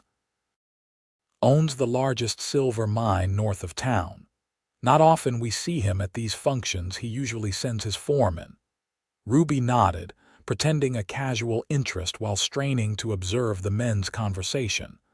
Owen's expression was serious, his posture tense. At one point he glanced in her direction, and though his face revealed nothing, Ruby felt a shiver of apprehension. She excused herself from Mrs. Thompson and made her way toward the refreshment table, choosing a path that would bring her closer to the men's conversation. "Unusual activity along the North Road," she heard the stranger Elliot saying as she paused nearby, pretending to select from the array of cookies and cakes. Three men, well armed, asking questions about new arrivals in town, not the usual prospector or cowhand types. When was this? Sheriff Holbrook asked, his voice gruff with concern. "Yesterday afternoon," Elliot replied. "My men encountered them near Sycamore Creek. They claimed to be looking for mining opportunities, but Jenkins said they were too well dressed and their hands too soft for miners." "Did they give names?" Owen asked. Elliot shook his head. "Not real ones, I'd wager. But one had an accent Eastern, educated, and they were particularly interested in whether any young women had arrived in Wickenburg recently." Ruby nearly dropped her plate. She set it down with trembling hands and moved away from the refreshment table, her heart pounding. It couldn't be coincidence. 3 men looking for a woman newly arrived in Wickenburg. They had to be Harrington's men. She made her way to the exit, needing air, needing to think. Outside, the night was cool, stars brilliant overhead. Ruby leaned against the hotel's porch railing, drawing deep breaths to calm herself. "You heard," Owen's voice came from behind her. Ruby turned to find him standing in the doorway, his expression grave. "Yes," she admitted.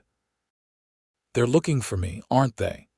Owen joined her at the railing, positioning himself so they appeared to be having a casual conversation to anyone observing from inside.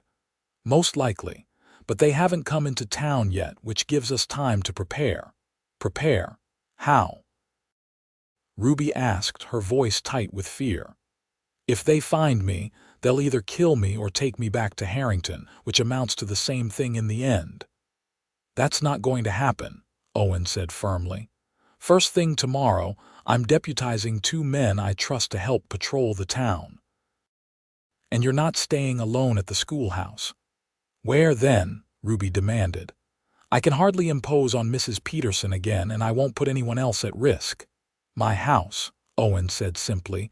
Ruby stared at him, certain she had misheard. "Your house." "It's outside town, defensible, and no one would think to look for you there," Owen explained. "I'll stay in town, take the room above the sheriff's office. It's the safest option, Ruby." "It's completely improper," she protested, though the logic of his suggestion was undeniable. A ghost of a smile touched Owen's lips. "I think we're beyond concerns about propriety at this point. Your life is in danger." Ruby couldn't argue with that assessment. "What about school? It starts on Monday." "By then, we'll have a better idea of the threat," Owen assured her. "If necessary, we can arrange an escort to and from the schoolhouse, but let's not get ahead of ourselves." Ruby gazed out at the quiet street, lamp lights spilling from the hotel windows creating pools of gold amid the darkness. "I was beginning to feel safe here," she said softly. "To believe I might have found a place where I could start again." "You have," Owen insisted. "This threat will pass, Ruby. The marshal's deputy will come, your evidence will be secured, and Harrington and his associates will face justice."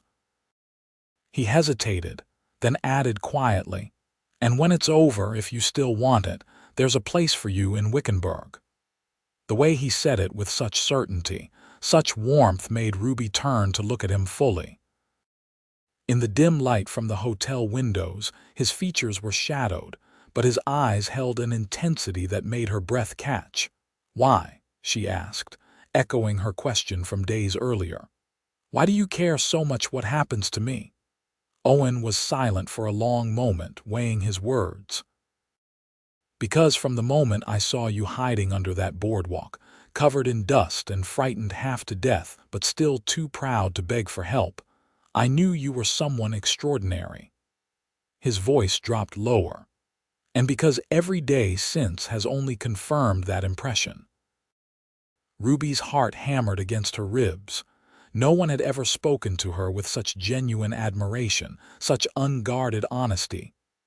"You don't know me," she said finally, her voice barely above a whisper. "Not really. You don't know my past." Owen took her hand, his touch gentle but firm. "Then tell me your future." The simple, profound request struck Ruby speechless. Her future. For so long she had lived moment to moment, day to day, focused only on survival. The concept of a future, a real future with hopes and plans beyond mere existence, seemed almost foreign. Before she could formulate a response, the hotel door opened and Sheriff Holbrook stepped onto the porch. "Xavier," he called, his voice gruff. "Elliot's leaving. Wants a word with you before he goes." Owen gave Ruby's hand a gentle squeeze before releasing it. "Think about what I said."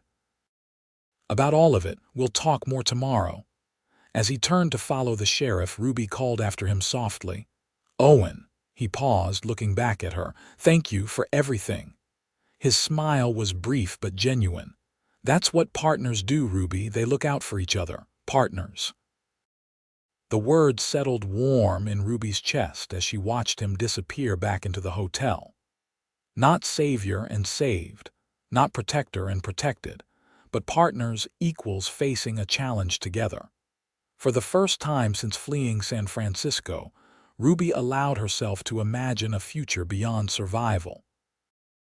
A future that might, perhaps, include the storm-eyed deputy who had come to mean more to her than she had ever intended to allow.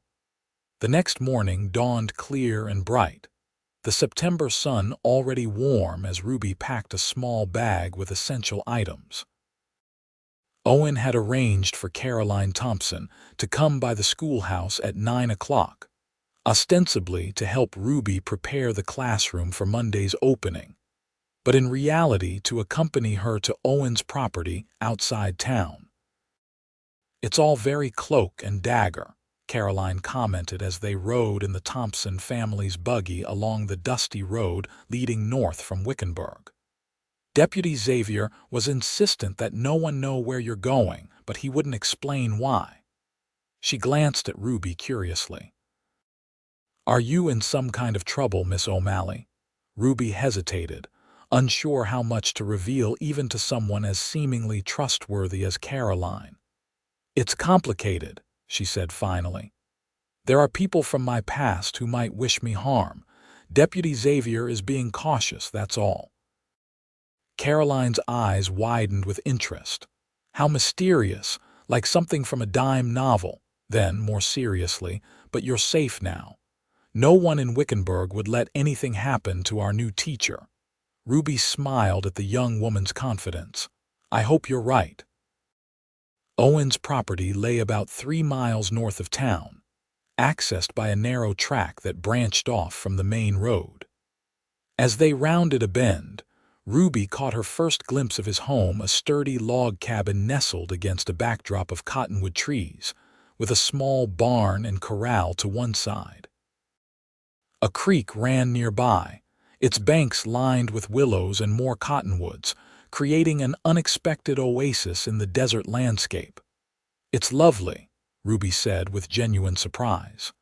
"He's worked hard on it," Caroline confirmed as she guided the buggy toward the cabin. "Started with just the land and a tent.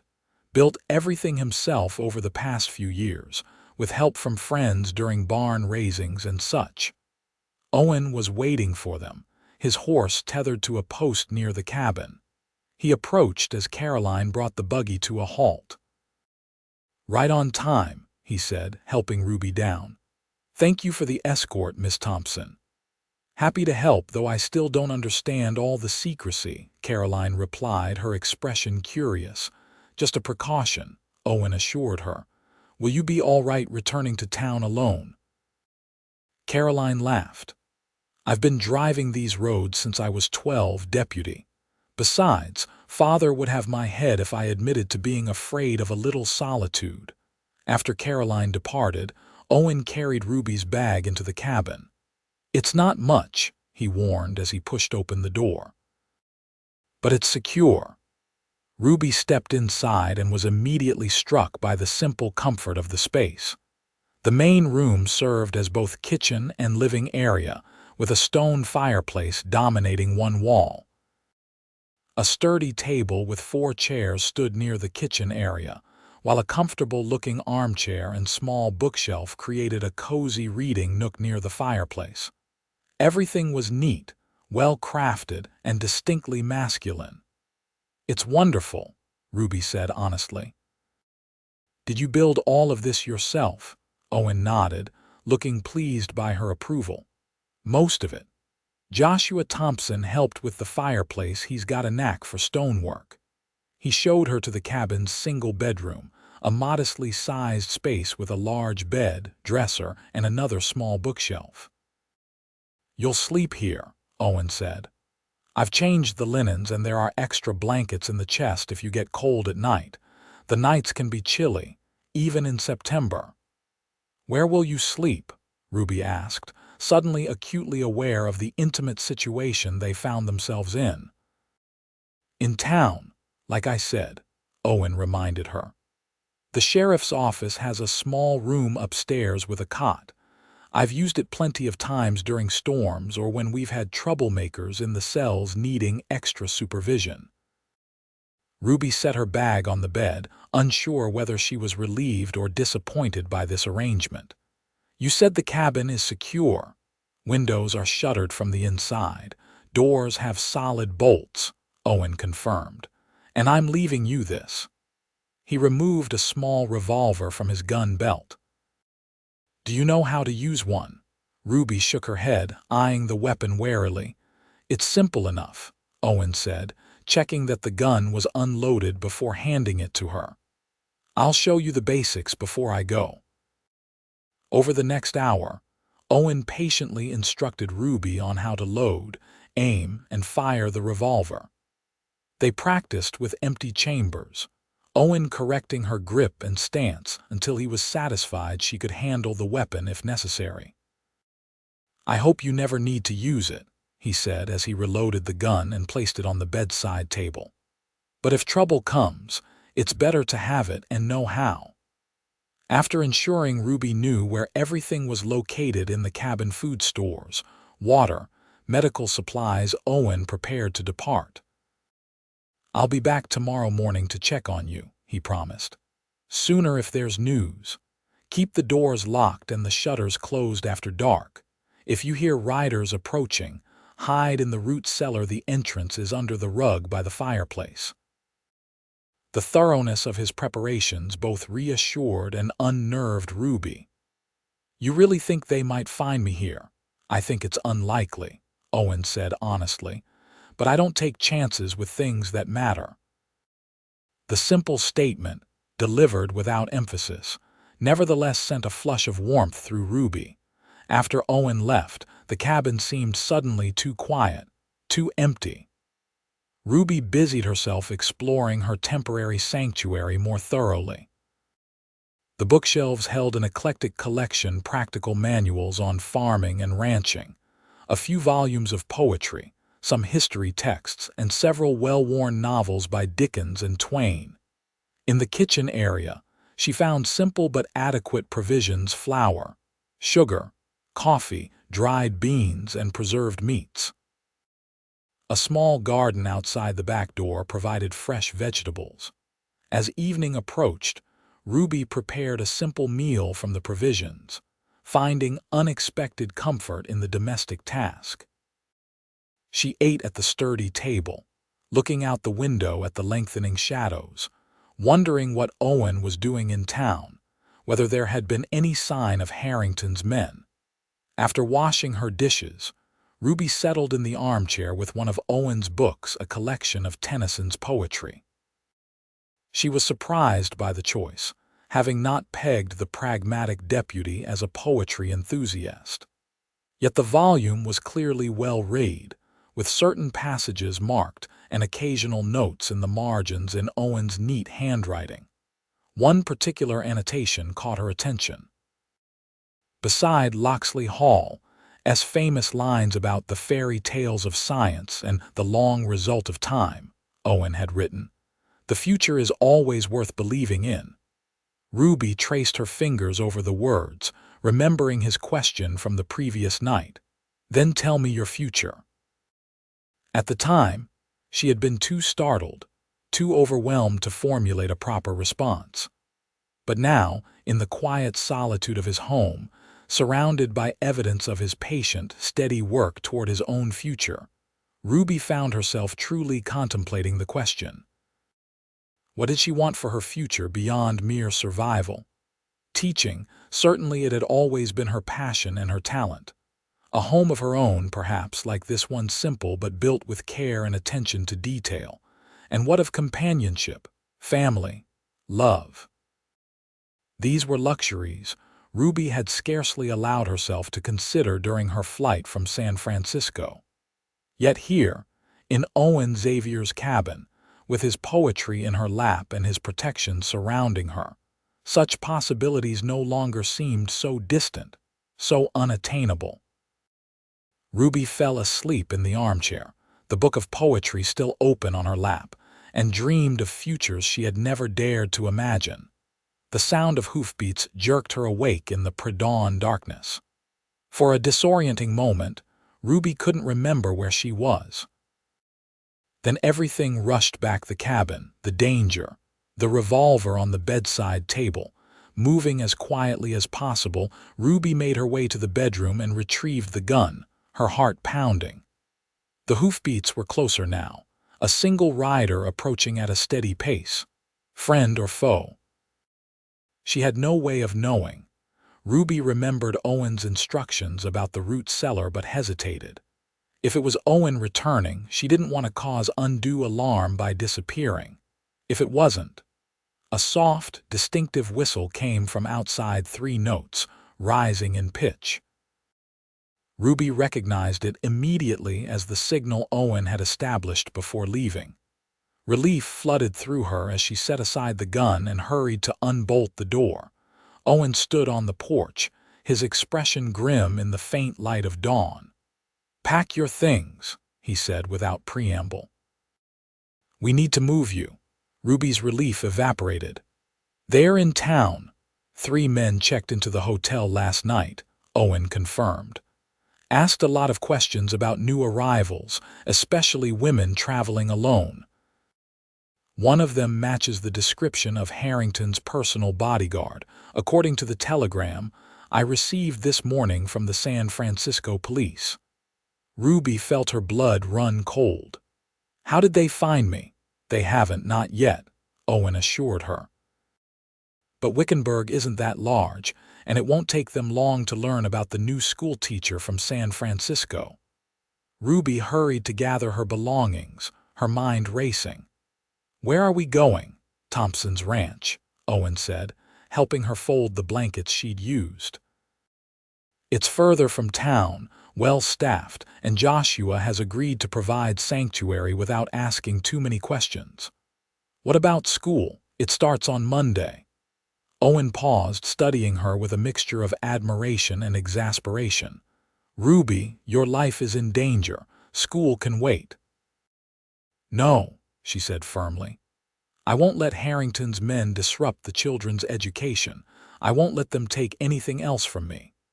Owen looked as if he wanted to argue, but instead shook his head with a rueful smile. "You are without doubt the most stubborn woman I've ever met." "I prefer determined," Ruby replied, managing a small smile despite her fear. "Very well, determined it is," Owen conceded. "But we'll need to be careful. Sheriff Holbrook is keeping an eye on our visitors for now, but if they make a move toward the schoolhouse—" "We'll deal with that if it happens," Ruby said with more confidence than she felt. "I won't live in fear forever, Owen. At some point I have to stand my ground." Owen's expression softened. "Just make sure that ground isn't your grave, Ruby. I've grown rather fond of having you around." The simple admission, delivered with characteristic understatement, warmed Ruby more than any passionate declaration could have. "I've grown rather fond of being around," she replied softly. They rode double on Owen's horse, Ruby seated behind him with her arms wrapped around his waist, her cheek pressed against his broad back. Despite the circumstances, she found herself acutely aware of his physical presence, the solid strength of him, the clean scent of soap and leather that clung to his clothes. The Thompson Ranch was impressive, a large main house surrounded by several outbuildings, corrals, and bunkhouses for the ranch hands. They were met by Joshua Thompson himself, who escorted them to a small but comfortable guest cabin near the main house. "No one will bother you here," he assured Ruby, "and my men know to keep watch for strangers." "I can't thank you enough, Mr. Thompson," Ruby said earnestly. "Joshua, please," he corrected with a warm smile. "And no thanks necessary. Any friend of Owen's is a friend of ours." He glanced between them with knowing eyes. Caroline will be delighted to have female company. She finds ranch life a bit isolating at times, though she'd never admit it. After Joshua left, Owen turned to Ruby. "I need to get back to town. Keep an eye on our visitors. Will you be all right here?" "I'll be fine," she assured him, though the thought of his departure left her unsettled. Owen seemed similarly reluctant to leave. He lingered at the door, his expression troubled. "Ruby, if anything happens, if they somehow find you here, I'll be careful," she promised. "And your revolver is still in my bag." Owen nodded, apparently only slightly reassured. "I'll return this evening if I can, tomorrow morning at the latest." He hesitated, then stepped closer, his hand rising to cup her cheek with unexpected tenderness. "Stay safe." Before Ruby could respond, he leaned down and pressed a soft, swift kiss to her forehead, then turned and was gone, leaving her standing in the doorway with her fingers pressed to the spot his lips had touched, her heart racing with emotions she dared not name. The day passed slowly. Caroline visited mid-morning, bringing fresh clothes and offering companionship that Ruby gratefully accepted. They spent hours talking about everything and nothing Caroline's life on the ranch, Ruby's carefully edited stories of San Francisco, books they had both read, dreams they had harbored. "Owens never brought a woman to the ranch before," Caroline observed casually as they walked through Mrs. Thompson's impressive garden. "Not in all the years we've known him." Ruby felt heat rise to her cheeks. "It's not like that. He's merely helping me with a difficult situation." Caroline's smile was knowing. "Of course. Though I must say, for someone who's merely helping, he looked positively thunderous when Father suggested you might be safer in Prescott until these mysterious men leave town." "He did." Ruby couldn't help asking, then immediately regretted revealing her interest. Caroline confirmed with evident delight.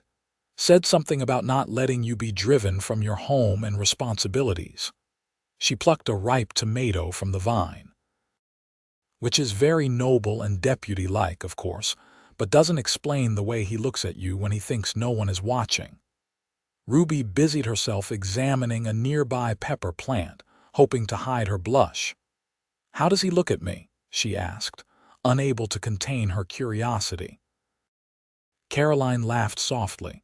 "Like a man who's found something precious he never expected to find. Like a man who's afraid to hope but can't help himself." She gave Ruby a sidelong glance. "Like a man falling in love whether he's ready to admit it or not." Ruby's heart skipped.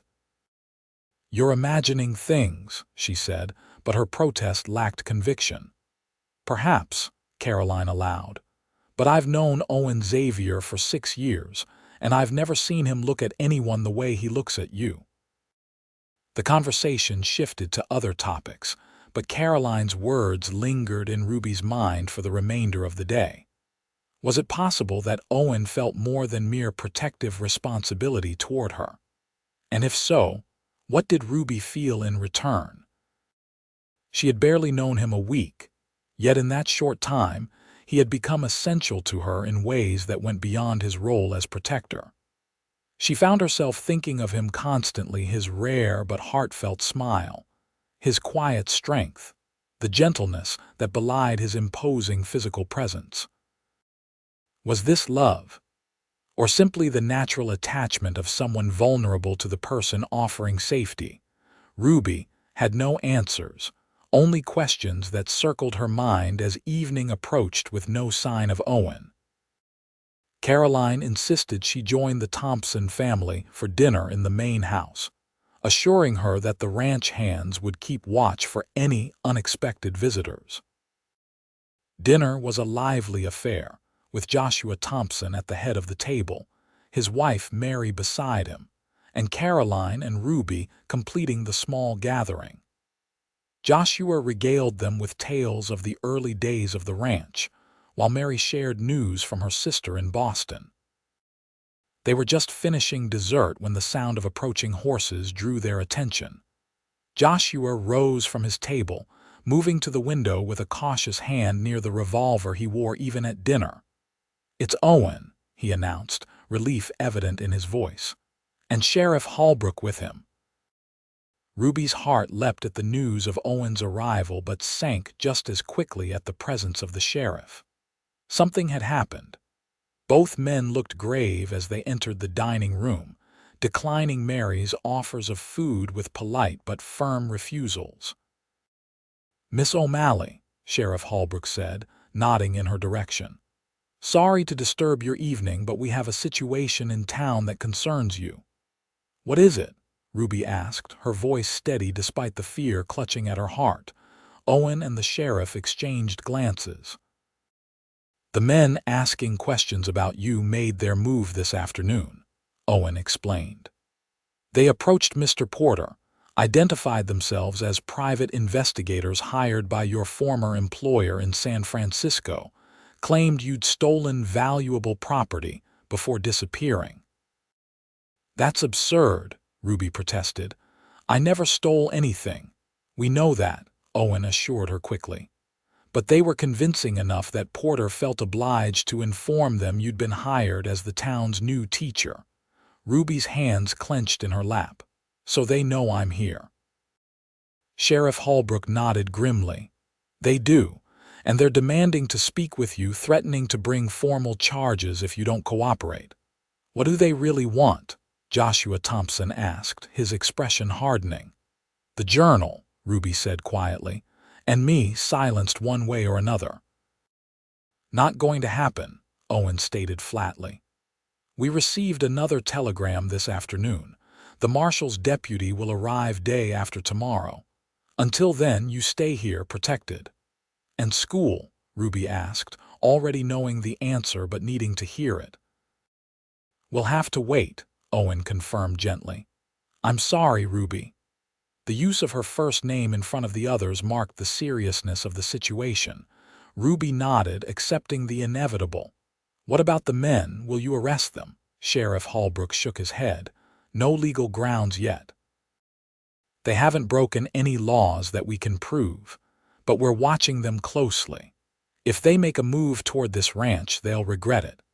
After the sheriff and the Thompsons withdrew to discuss security arrangements, Ruby and Owen found themselves alone in the dining room. "Are you all right?" he asked, studying her with concern. "I'm angry," Ruby admitted. "Angry that they found me, angry that they're disrupting my life again, angry that I have to hide while they walk freely around town." Owen moved closer, his hand covering hers on the table. "It won't be for much longer. Once the marshal's deputy arrives, we can move against them officially." "And if they make their move before then?" Ruby questioned. "These aren't men who give up easily, Owen." "Neither am I," he said simply. Their eyes met, and in that moment, something shifted between them, an acknowledgement of feelings that had been building since their first meeting. A recognition that what lay between them had grown beyond duty or gratitude into something much deeper, much more profound. Owen's hand tightened on hers. "Ruby, when this is over," a sharp knock at the dining room door interrupted him. Joshua Thompson entered, his expression apologetic. "Sorry to intrude, but we need to discuss sleeping arrangements." Mary's prepared the blue guest room for Miss O'Malley in the main house. "Deputy, you're welcome to take the small cabin where you left Miss O'Malley earlier, or there's space in the bunkhouse if you prefer." "The cabin will be fine," Owen replied, reluctantly releasing Ruby's hand. "Thank you, Joshua." As Ruby prepared for bed in the comfortable guest room, her mind whirled with the day's developments and the unspoken words that had hung in the air between her and Owen. "When this is over." What had he intended to say? Despite her exhaustion, sleep proved elusive. Ruby tossed and turned, her thoughts alternating between fear of Harrington's men and yearning for a future that suddenly seemed tantalizingly possible, a future that included Owen Xavier. Outside her window, the desert night was alive with sounds: the distant howl of coyotes, the rustle of wind through cottonwood leaves, the occasional soft footfall of the ranch hands patrolling the property. Somewhere out there, Owen was awake too, standing guard, keeping her safe. The thought brought both comfort and a sweet ache of longing. Ruby finally drifted into uneasy sleep, dreaming of San Francisco fog and Arizona sun, of pursuit and sanctuary, of a storm-eyed deputy who asked her to tell him her future. She was awakened before dawn by urgent knocking at her door. Disoriented, Ruby fumbled for the lamp beside her bed. "Miss O'Malley," Caroline's voice called softly, "you need to get dressed quickly. Father says we must leave immediately." Heart pounding, Ruby lit the lamp and hurried to open the door. Caroline stood in the hallway, already dressed, her expression tense with worry. "What's happening?" Ruby asked as she retreated to pull on her clothes. "The men from town," Caroline explained, keeping her voice low. "They were seen on the South Road an hour ago, heading this way. 6 of them now, not 3. Ruby's hands fumbled with the buttons of her dress. 6? Where did the others come from? The railway station, Father thinks, must have telegraphed for reinforcements when they confirmed you were in Wickenburg." Caroline helped Ruby with the remaining buttons. "Owen says we need to move you somewhere they won't expect." "Where's Owen now?" Ruby asked, quickly pinning up her hair. "With Father, preparing the wagon. We're taking you to the old mining cabin in the high country. It's remote, defensible, and few people even remember it exists." 10 minutes later, Ruby found herself in the back of a covered wagon, blankets and supplies hastily piled around her. Owen appeared at the wagon's open rear, his expression grim but determined. "I'll be riding alongside," he told her. "Joshua will drive. We should reach the cabin by midday." He hesitated, then added in a lower voice, "I won't let them take you, Ruby. I swear it." The intensity in his eyes made her breath catch. "I know," she whispered. The journey to the mining cabin was arduous, the wagon following trails that barely deserved the name, climbing steadily into the rugged hills north of the Thompson Ranch. Owen rode sometimes ahead, sometimes behind, constantly alert for signs of pursuit. Joshua handled the team with expert skill, coaxing the horses up inclines that seemed impossible for a loaded wagon. They reached the cabin shortly after noon, a small, sturdy structure built of stone and timber, nestled in a protected hollow with good visibility of the approaching trail. "My father built this during the first silver strike," Joshua explained as he unhitched the horses. "Before he had enough for the ranch. Hasn't been used much in recent years, but we keep it maintained for hunting trips." The cabin was simple: one room with a stone fireplace, a rough wooden table and chairs, a narrow bed in one corner, and shelves stocked with basic provisions. A small spring bubbled nearby, providing fresh water. "It's perfect," Ruby said, meaning it. After weeks of running, the isolated cabin felt like the safest place she could imagine. Joshua departed after helping Owen secure the perimeter, promising to return the following day with news of the marshal's deputy's arrival. As the sound of his wagon faded, Ruby was suddenly, acutely aware of being alone with Owen in the remote cabin. "You should rest," Owen suggested, seemingly oblivious to her sudden self-consciousness. "It's been a difficult morning." Ruby nodded, sitting on the edge of the narrow bed. "What about you?"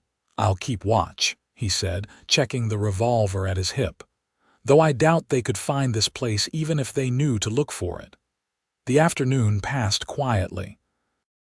Ruby dozed fitfully while Owen alternated between watching the trail and tending the small fire he'd built to ward off the chill of the higher elevation. They spoke little, each lost in their own thoughts, the weight of their situation pressing down upon them. As evening approached, Ruby rose and insisted on preparing a simple meal from the provisions Joshua had left: beans, salt pork, and coffee. They ate together at the rough table, the silence between them no longer awkward but companionable. "Tell me about your plans for the school," Owen said suddenly. "When all this is over." Ruby looked up, surprised by the question but grateful for the distraction from their precarious situation. "I want to expand the curriculum," she replied, warming to the subject. "Add more literature, natural sciences, perhaps even basic Latin for the older students." Owen smiled, encouraging her to continue. Soon Ruby was outlining her educational philosophy, her hopes for her students, her ideas for community involvement in the school. Owen listened attentively, asking thoughtful questions that revealed his own intellect and interest in education. "You'd have made a fine teacher yourself," Ruby observed after he made a particularly insightful comment about the importance of practical knowledge alongside book learning. Owen looked surprised, then thoughtful. "Never considered it. My father was a rancher in Texas, expected me to follow in his footsteps, but I always did enjoy learning." "Hence the poetry," Ruby said, nodding toward his saddlebags where she knew he carried a small volume of Tennyson, having seen it when he removed provisions earlier. A faint flush colored Owen's cheeks. "You found my books at the cabin." "I did," Ruby confirmed. "I particularly liked your notes in the margins. The future is always worth believing in." Owen's eyes met hers across the table, something vulnerable flickering in their depths. "I've always believed that, even in my darkest moments. That tomorrow might be better than today if you're willing to work for it, to believe in it." "Is that why you asked me to tell you my future?" Ruby asked softly. "That night at the hotel, partly," Owen admitted, "but also because I wanted to know if there might be a place for me in it." The simple honesty of his words stole Ruby's breath. "Owen!" He stood abruptly, moving to the cabin's single window to gaze out at the gathering darkness. "I know the timing is wrong," he said, his back to her. "You're in danger. We barely know each other, and you have every reason to be cautious about trusting anyone, especially a man." Ruby rose as well, drawn to him by a force she couldn't name. "Those are all true statements," she agreed, moving to stand behind him. "And yet—" Owen turned, his expression a mixture of hope and restraint. "And yet when I try to imagine my future now, you're in it," Ruby confessed, the words emerging with surprising ease once she allowed them to come. "I don't know exactly how or what that means, but I know it's true." Owen's hand rose to cup her cheek, his touch achingly gentle. "Ruby O'Malley," he said, his voice rough with emotion. "I think I've been waiting for you my whole life without knowing it." Time seemed to suspend as they stood there, gazes locked, hearts open in a way neither had dared before. Then, with a tenderness that brought tears to Ruby's eyes, Owen lowered his head and kissed her. It was a gentle kiss, reverent almost, as if he feared she might break or disappear. Ruby responded with equal gentleness, her hands rising to rest on his chest, feeling his heart thundering beneath her palm. When they finally parted, Owen rested his forehead against hers, his eyes closed as if savoring the moment. "Whatever happens tomorrow," he whispered, "remember this moment. Remember that someone loves you, exactly as you are." Loves.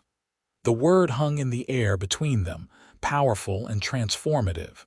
Ruby had never believed in love at first sight, in the kind of swift, certain connection that poets rhapsodized about. Yet here she was, barely a week after meeting Owen Xavier, unable to imagine a future without him in it. "I will remember," she promised. "And I will remind you every day if necessary that someone loves you too." Owen's eyes opened, searching hers with wonder. Ruby. Whatever he had been about to say was interrupted by the distant but unmistakable sound of approaching horses, multiple riders, moving at speed toward the cabin. Owen was instantly alert, moving to the window with his revolver drawn. "Get behind the bed," he ordered, all tenderness replaced by focused determination. "Use it for cover." Ruby complied, retrieving the small revolver he had given her from her bag as she took position behind the sturdy wooden frame. "How many?" she asked, struggling to keep her voice steady. "Can't tell yet," Owen replied, extinguishing the lamp to leave only the firelight illuminating the cabin. "But they're coming directly for us. Someone must have followed Joshua back from the ranch, or—" He fell silent, a darker possibility clearly occurring to him. "Or what?" Ruby pressed. "Or someone told them where to find you," Owen finished grimly. "Someone who knew about this cabin." The implications were chilling. If they had a traitor in their midst, someone in Wickenburg who was working with Harrington's men, then nowhere was truly safe. The riders were closer now, their approach no longer disguised. 6 men, Ruby counted as they emerged from the trees into the clearing before the cabin, moonlight glinting off weapons in their hands. "Xavier," a voice called. "We know you're in there with the woman. Send her out and we can settle this peacefully." "U.S. Deputy Marshal," Owen responded loudly. "The woman is under my protection by federal authority. Identify yourselves and state your business." A harsh laugh answered him. "You're no marshal, Xavier. You're a small-town deputy in over his head. The woman is wanted for theft and industrial espionage in California. Hand her over to lawful recovery agents, and you can go back to chasing chicken thieves." "Recovery agents don't usually arrive 6 strong with rifles," Owen called back. "Last chance to identify yourselves properly before I consider this an illegal assault on a law officer." The only response was a rifle shot that splintered the wood beside the window. Owen ducked back, moving to Ruby's side behind the bed. "We're outnumbered," he said quietly. "But we have the advantage of position. They can't rush the cabin without exposing themselves to fire." "What do they want?" Ruby whispered, though she knew the answer. "The journal, primarily," Owen confirmed, "and to silence you permanently." "Harrington must be desperate if he's willing to send armed men against a lawman." Another shot hit the cabin wall, followed by a voice calling out again. "We're not leaving without her, Xavier. You have 5 minutes to send her out, or we burn the cabin down around you." Ruby's blood ran cold. "They'd do it too," she said. "These are men who have killed before." Owen's jaw tightened. "I won't let them take you." "I won't let you die for me," Ruby countered fiercely. "There has to be another way." Owen's expression shifted as an idea formed. "The back wall," he said suddenly. "There's a small gap between the stone foundation and the timber. If you're slim enough, you might squeeze through and leave you here alone." "Never," Ruby protested. "Not leave," Owen clarified. "Create a distraction. I'll keep them focused on the front while you circle around to the horses they left tied at the edge of the clearing. Take my horse, the bay with the white blaze. He's fastest. Ride for Thompson's ranch, get help." Ruby hesitated, torn between fear of separation and recognition of the logic in his plan. "What if they rush the cabin while I'm gone?" "I can hold them off long enough," Owen assured her. "These men are hired guns, not heroes. They won't risk their lives unnecessarily." Another bullet splintered the window frame, emphasizing the urgency of their situation. "Go," Owen urged. "Now, while they're still positioning themselves." Heart pounding, Ruby followed Owen to the back wall of the cabin. Working quickly and quietly, he leveraged a loose section of the timber siding, creating a gap barely wide enough for Ruby to squeeze through. "Be careful," he whispered, pressing a swift kiss to her lips. "Remember what I said." "I remember," she promised. "I'll bring help as quickly as I can." The gap was tight, the rough wood scratching her skin as Ruby wriggled through the opening into the cold night air. Once outside, she pressed herself flat against the stone foundation, listening. The men were still focused on the front of the cabin, their voices carrying in the night as they argued strategy. Moving as silently as possible, Ruby crept along the back of the cabin, then into the trees that flanked it. The horses were visible now, tethered to a fallen log at the edge of the clearing. Among them, she recognized Owen's bay with its distinctive white blaze. Ruby had nearly reached the horses when a shout went up from the men at the front of the cabin. They had discovered her escape. Abandoning stealth for speed, Ruby ran the final distance to Owen's horse, untying it quickly and swinging herself into the saddle with more grace than she would have believed possible a week ago. A shot rang out, the bullet whizzing past her ear as she wheeled the horse around and urged it forward. Two of the men were running toward her, but Owen's bay was fast, its powerful strides quickly putting distance between Ruby and her pursuers. Behind her, more shots erupted, not directed at her, she realized with horror, but at the cabin. Owen was drawing their fire, making himself the target to ensure her escape. Ruby bent low over the horse's neck, tears stinging her eyes as she rode blindly into the night, guided only by instinct and the horse's sure-footedness on the narrow trail. The sounds of gunfire gradually faded, replaced by the rhythm of hooves and her own ragged breathing. She had no clear idea of direction, trusting the horse to find its way back to familiar territory. How long would it take to reach Thompson's ranch? An hour? 2? And what would happen to Owen in that time? The trail widened, descending from the rugged hills toward the valley where the Thompson ranch lay. Ruby pushed the horse as hard as she dared in the darkness, every instinct screaming at her to hurry, to bring help before it was too late. A shout from ahead brought her up short. Ruby reined in the bay, heart pounding, fearing pursuit had somehow cut her off. Then, to her immense relief, she recognized Joshua Thompson's voice. "Miss O'Malley." "Is that you, Mr. Thompson?" Ruby cried. "Thank God." "Owen's in trouble. Men attacked the cabin. He sent me for help." "Slow down," Joshua said, riding closer. Behind him, Ruby could now make out several other riders, ranch hands, armed and alert. "We heard gunfire from the high country. Sheriff Holbrook is with us and the U.S. Marshal's deputy," completed a new voice as another rider moved forward. "Deputy Marshal James Keller, madam. You must be Ruby O'Malley." "Yes," Ruby confirmed, hope surging through her. "Your early Owen said you wouldn't arrive until tomorrow. Caught an earlier train," Keller explained. "Lucky timing, it seems. Where's Deputy Xavier?" Ruby quickly relayed the situation at the mining cabin, the 6 armed men, Owen's defensive position, her escape to seek help. "How long ago?" Sheriff Holbrook demanded.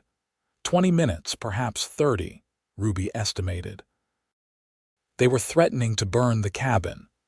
"Then we ride now," Keller decided. "Sheriff, you and I will take the lead. Thompson, you and your men follow. Miss O'Malley, you should return to the ranch." "No," Ruby interrupted firmly. "I'm coming with you. Owen risked his life for me. I won't abandon him now." The marshal's deputy looked as if he wanted to argue but seemed to recognize the determination in Ruby's voice. "Stay behind us then, and follow orders without question if trouble starts." The ride back to the mining cabin seemed agonizingly slow to Ruby, though she knew they were moving as quickly as safety allowed on the dark, narrow trail. As they approached the clearing, Keller signaled for silence, and the group proceeded with weapons drawn. The scene that greeted them as they emerged from the trees sent ice through Ruby's veins. The cabin door hung open, splintered from its hinges. Two bodies lay motionless on the ground before it. Of Owen or the other men, there was no sign. Sheriff Holbrook dismounted first, approaching the fallen men cautiously. "Dead," he confirmed after checking both. "Don't recognize either of them." Ruby slid from her horse, her legs trembling as she moved toward the cabin. "Owen," she called, her voice breaking. "Owen."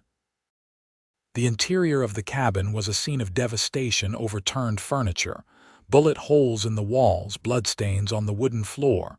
But no Owen. "Tracks heading east," one of Thompson's men reported, examining the ground outside. "4 horses moving fast, left maybe 15 minutes ago." "They took him," Ruby realized, a cold dread settling in her stomach. "They took Owen." Marshal Keller's expression was grave. "If he's alive, they're using him as leverage. They'll want to trade his life for the journal. Then we'll make the trade," Ruby said immediately. "Not that simple, Miss O'Malley," Keller cautioned. "These men have already killed. Once they have what they want, there's nothing to prevent them from eliminating both witnesses." "Then what do you suggest?" Ruby demanded, fear making her voice sharp. "We can't just let them kill him." "We won't," Keller assured her. "But we need to be smart about this. Sheriff, gather your men. Mr. Thompson, I'd appreciate the continued assistance of your ranch hands." "Miss O'Malley, where is this journal they're so desperate to obtain?" "In the safe at the sheriff's office," Ruby answered. "Owen put it there for safekeeping." "Then that's where they'll be heading," Keller concluded. "Back to town, to force Owen to open the safe." The group rode hard for Wickenburg, pushing their horses to the limit. Ruby's mind was a whirlwind of fear and determination. Owen had protected her at the risk of his own life. Now she would do the same for him, whatever it took. They reached the outskirts of town near midnight to find Wickenburg oddly active for the late hour. Lights burned in windows, and people stood in small clusters on the boardwalks, talking in low, urgent voices. "Something's happened," Sheriff Holbrook muttered as they rode down Main Street toward his office. They didn't have to wonder long. Reverend Burke hurried to meet them as they dismounted before the sheriff's office. "Thank the Lord you're back," he said, his usual calm demeanor shaken. "They brought Deputy Xavier in about an hour ago, 4 armed men, forcing him at gunpoint. They've barricaded themselves in the sheriff's office, demanding some journal and safe passage out of town, or they'll kill him." Ruby's knees nearly buckled with the confirmation of her worst fears. Marshal Keller caught her arm, steadying her. "Has anyone been hurt?" the marshal asked. "No, not yet," Reverend Burke replied. "They fired warning shots when Mr. Parker tried to intervene, but no one was hit. The town's in an uproar. Everyone's gathered at the hotel, trying to decide what to do." "I'll tell you what we're going to do," Keller said grimly. "We're going to end this now before anyone else gets hurt." He turned to Sheriff Holbrook. "Your office, any other entrances besides the front door?" "Back door to the cells," Holbrook confirmed. "And a window in my private office, but it's barred." "What about the room upstairs?" "The one Owen mentioned, accessible only by the interior stairs," the sheriff said. "No outside entrance." Keller nodded thoughtfully. "Thompson, position your men at both ends of the street. No one leaves town. Sheriff, I want you at the back door. I'll take the front." "Miss O'Malley, I'm going in," Ruby interrupted, her voice steady despite the fear churning inside her. Keller stared at her. "Absolutely not. It's too dangerous." "They want me and the journal," Ruby argued. "They have no reason to keep Owen alive once they have both." "But if I go in alone, unarmed, they'll believe they've won. It might give you the opportunity you need to overwhelm them." "It's too risky," Keller insisted. "These men are killers. And Owen will be their next victim if we don't act now," Ruby countered. "I won't stand by and let him die when I can do something to prevent it." Keller looked to Sheriff Holbrook, who shrugged. The lady has a point, Marshal, and she's not wrong about their intentions. After a moment's consideration, Keller nodded reluctantly. Very well, but we do this my way. You'll wear my spare coat. It's lined with steel plates. Should stop a bullet if it comes to that. And you don't go in until we're in position. 20 minutes later, Ruby stood alone on the boardwalk before the sheriff's office, her heart pounding beneath the heavy weight of Marshal Keller's protective coat. Behind her, the town had been cleared, the streets eerily empty. Keller and his men were in position, invisible but ready. Taking a deep breath, Ruby called out, "I'm here, Ruby O'Malley. I have what you want. Let Deputy Xavier go and it's yours." A moment of silence, then the office door opened a crack. "Throw your weapons out first," a harsh voice demanded. "I'm unarmed," Ruby replied. "I came alone, as you requested." The door opened wider, revealing one of Harrington's men with a revolver pointed directly at her. "Hands where I can see them. Come in slowly." Ruby complied, heart in her throat, as she stepped into the sheriff's office. 3 men occupied the space, the one at the door, another standing by the window, and a third seated behind the sheriff's desk. Of Owen, there was no immediate sign. "Where is Deputy Xavier?" Ruby demanded, fighting to keep her voice steady. "Alive for now," said the man behind the desk, older than the others, with cold eyes and an educated Eastern accent. This, Ruby realized, must be Harrington's personal bodyguard. "Where is the journal, Miss O'Malley?" "Safe," Ruby answered. "And you won't see it until I see Owen unharmed." The man smiled thinly. "You're hardly in a position to make demands." Nevertheless, he nodded to his companion by the window. "Show her." The man crossed to a door leading to the cells at the back of the office, opening it to reveal Owen bound to a chair, a gag in his mouth, his face bruised but his eyes alert. When he saw Ruby, those eyes widened in alarm, and he struggled against his bonds, clearly trying to warn her away. "Satisfied?" the leader asked. "Now the journal." "In the safe," Ruby said, unable to tear her gaze from Owen. "I'll open it for you, but only after you untie Deputy Xavier," the leader laughed.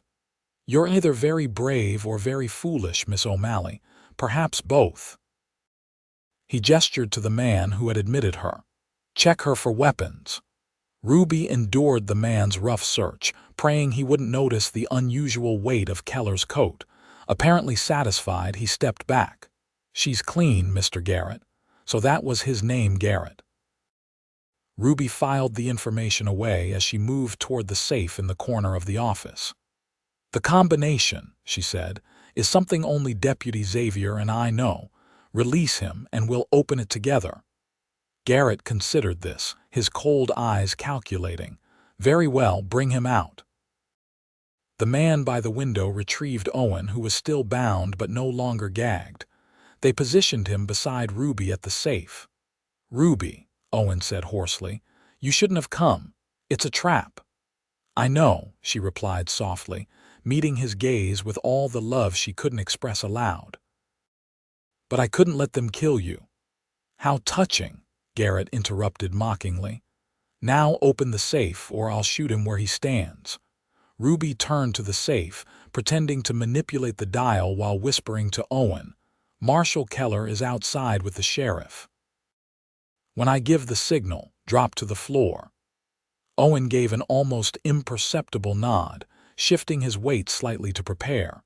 "Stop whispering and open the damn safe," Garrett snapped, his patience clearly wearing thin. Ruby took a deep breath, her hand resting on the safe dial. "The combination is..." "Now."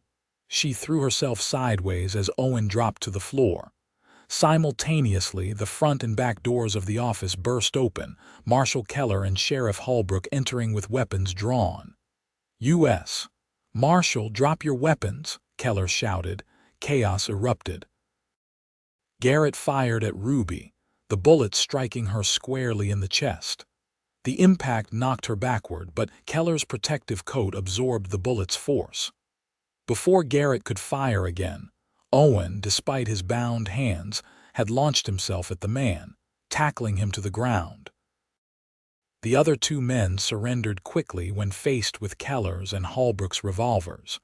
Within moments, the situation was under control, all three of Harrington's men disarmed and in custody.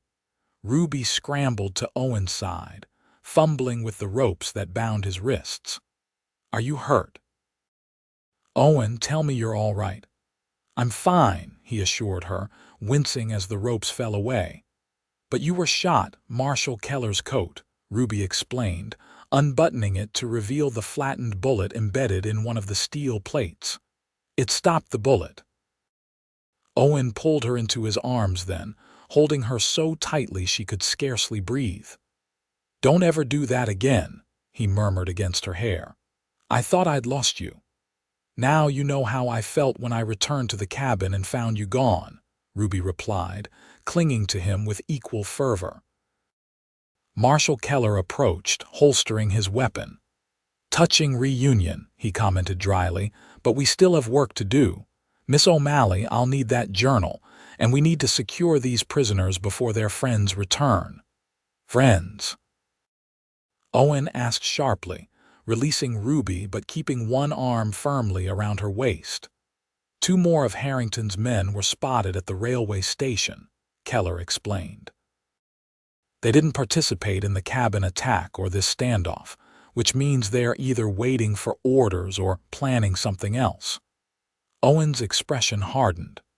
"The journal is indeed in the safe, but only Sheriff Holbrook and I know the combination." While Owen opened the safe and retrieved the journal, Marshal Keller and Sheriff Holbrook secured the prisoners in the cells at the back of the office. Ruby sank into a chair, the events of the night catching up to her in a wave of exhaustion and delayed shock. "You look dead on your feet," Owen observed as he returned to her side, the journal in hand. "Let's get you somewhere safe to rest." "I'm not leaving you," Ruby said firmly. Owen smiled, the tenderness in his eyes making her heart skip. "I wasn't suggesting you should. But this office is about to become very busy, and you've been through enough for one night." Marshal Keller returned, accepting the journal from Owen with a nod of thanks. "Miss O'Malley, Deputy Xavier is right. You should rest. I'll need your formal statement tomorrow, but for tonight, you've done more than enough."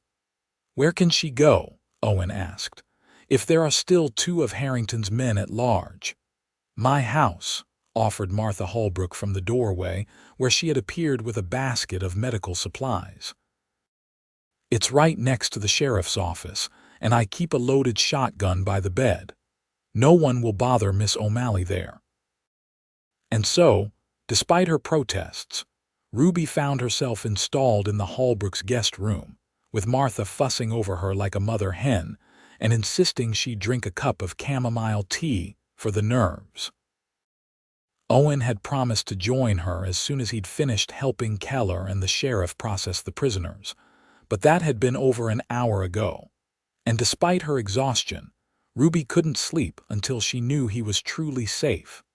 A soft knock at her door roused her from a light doze. "Come in," she called, expecting Martha with another cup of tea. Instead, Owen entered, his face freshly washed but still bearing the marks of his ordeal, a darkening bruise on his cheekbone, a cut at the corner of his mouth. He had changed his torn and bloodied shirt for a clean one, borrowed from the sheriff by the look of it. "I thought you'd be asleep," he said, closing the door behind him. "I couldn't," Ruby admitted.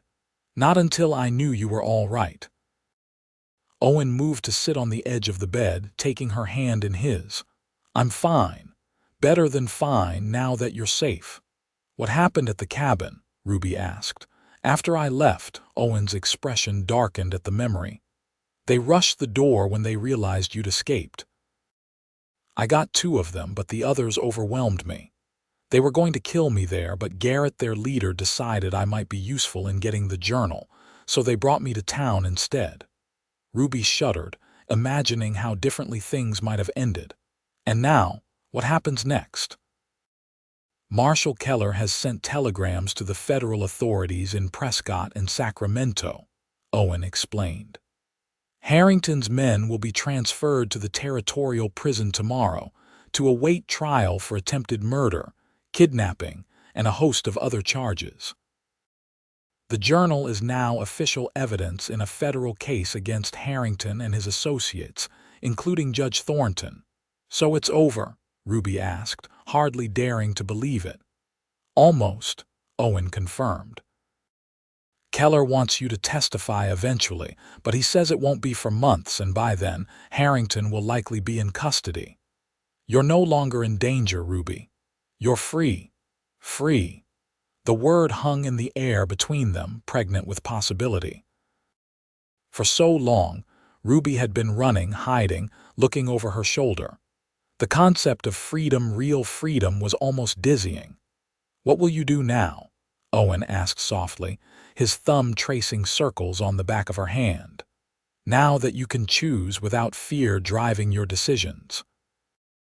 Ruby looked into his eyes, finding there all the promise of the future he had asked her to share. I'll teach, she said simply. I'll build a life here in Wickenburg, if the offer still stands. The teaching position? Owen asked, though they both knew that wasn't what she meant. That too, Ruby said, a smile touching her lips despite her exhaustion. But I was referring to another offer, one made in a mining cabin just before everything went to hell. Owen's eyes darkened with emotion. That offer stands, he said, his voice rough. It will always stand, Ruby O'Malley. He leaned forward, closing the distance between them to kiss her with a gentle passion that spoke of promises kept and futures shared. When they parted, both breathing heavily, Owen rested his forehead against hers. I love you, he whispered.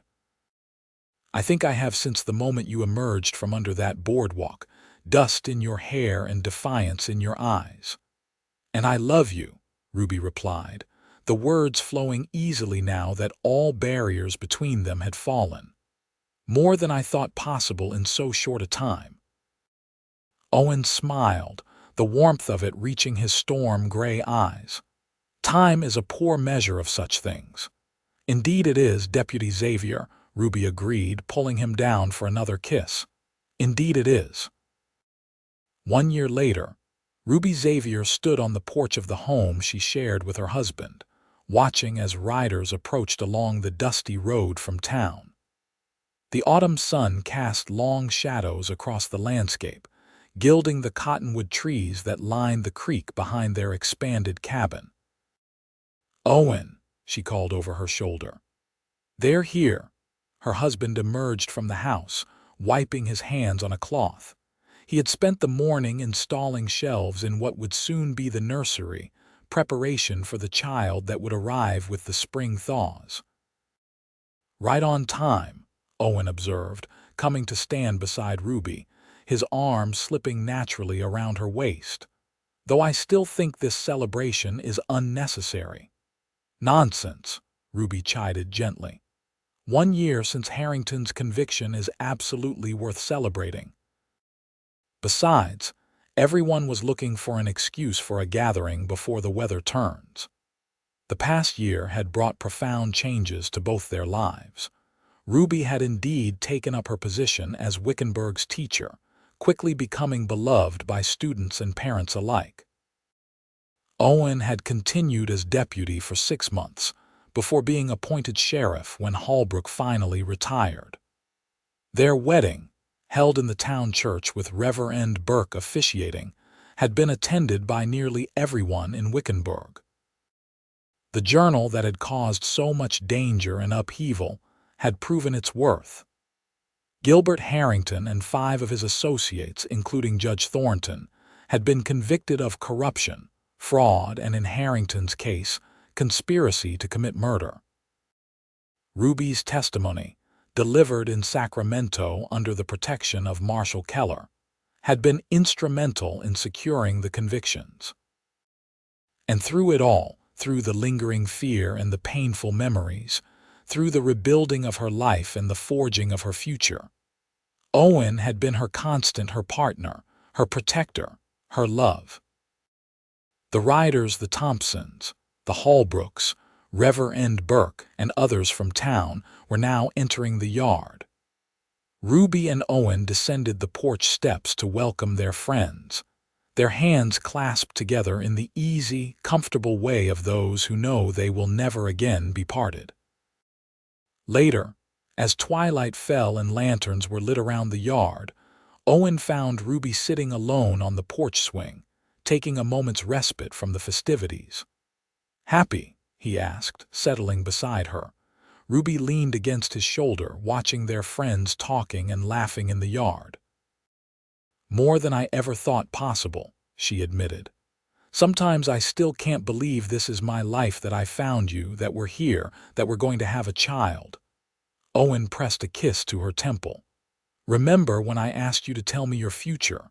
Ruby smiled at the memory. "I didn't have an answer then." "And now?" Owen prompted. Ruby turned to face him fully, taking his hands in hers. "Now I know my future is here with you. Teaching the children of Wickenburg, raising our own children, growing old together in this house you built with your own hands." She touched his cheek gently. "That's my future, Owen Xavier, and it's more beautiful than any I could have imagined when I was hiding under that boardwalk, covered in dust and frightened half to death." Owen laughed, recognizing his own words from a year ago. "And too proud to beg for help," he completed, pulling her closer. "That pride of yours nearly got us both killed, as I recall." "As did your stubborn insistence on protecting me," Ruby countered with a smile. "Well, we're a fine pair then," Owen conceded. "Proud and stubborn." "And perfectly matched," Ruby added, leaning in to kiss him.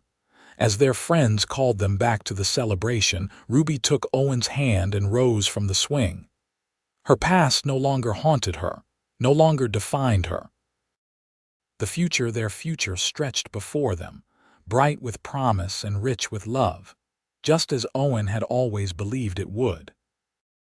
It was, Ruby thought as they rejoined their friends under the stars, exactly the future she would have chosen, had she known to ask for it when a dust-covered deputy extended his hand beneath a Wickenburg boardwalk and changed her life forever.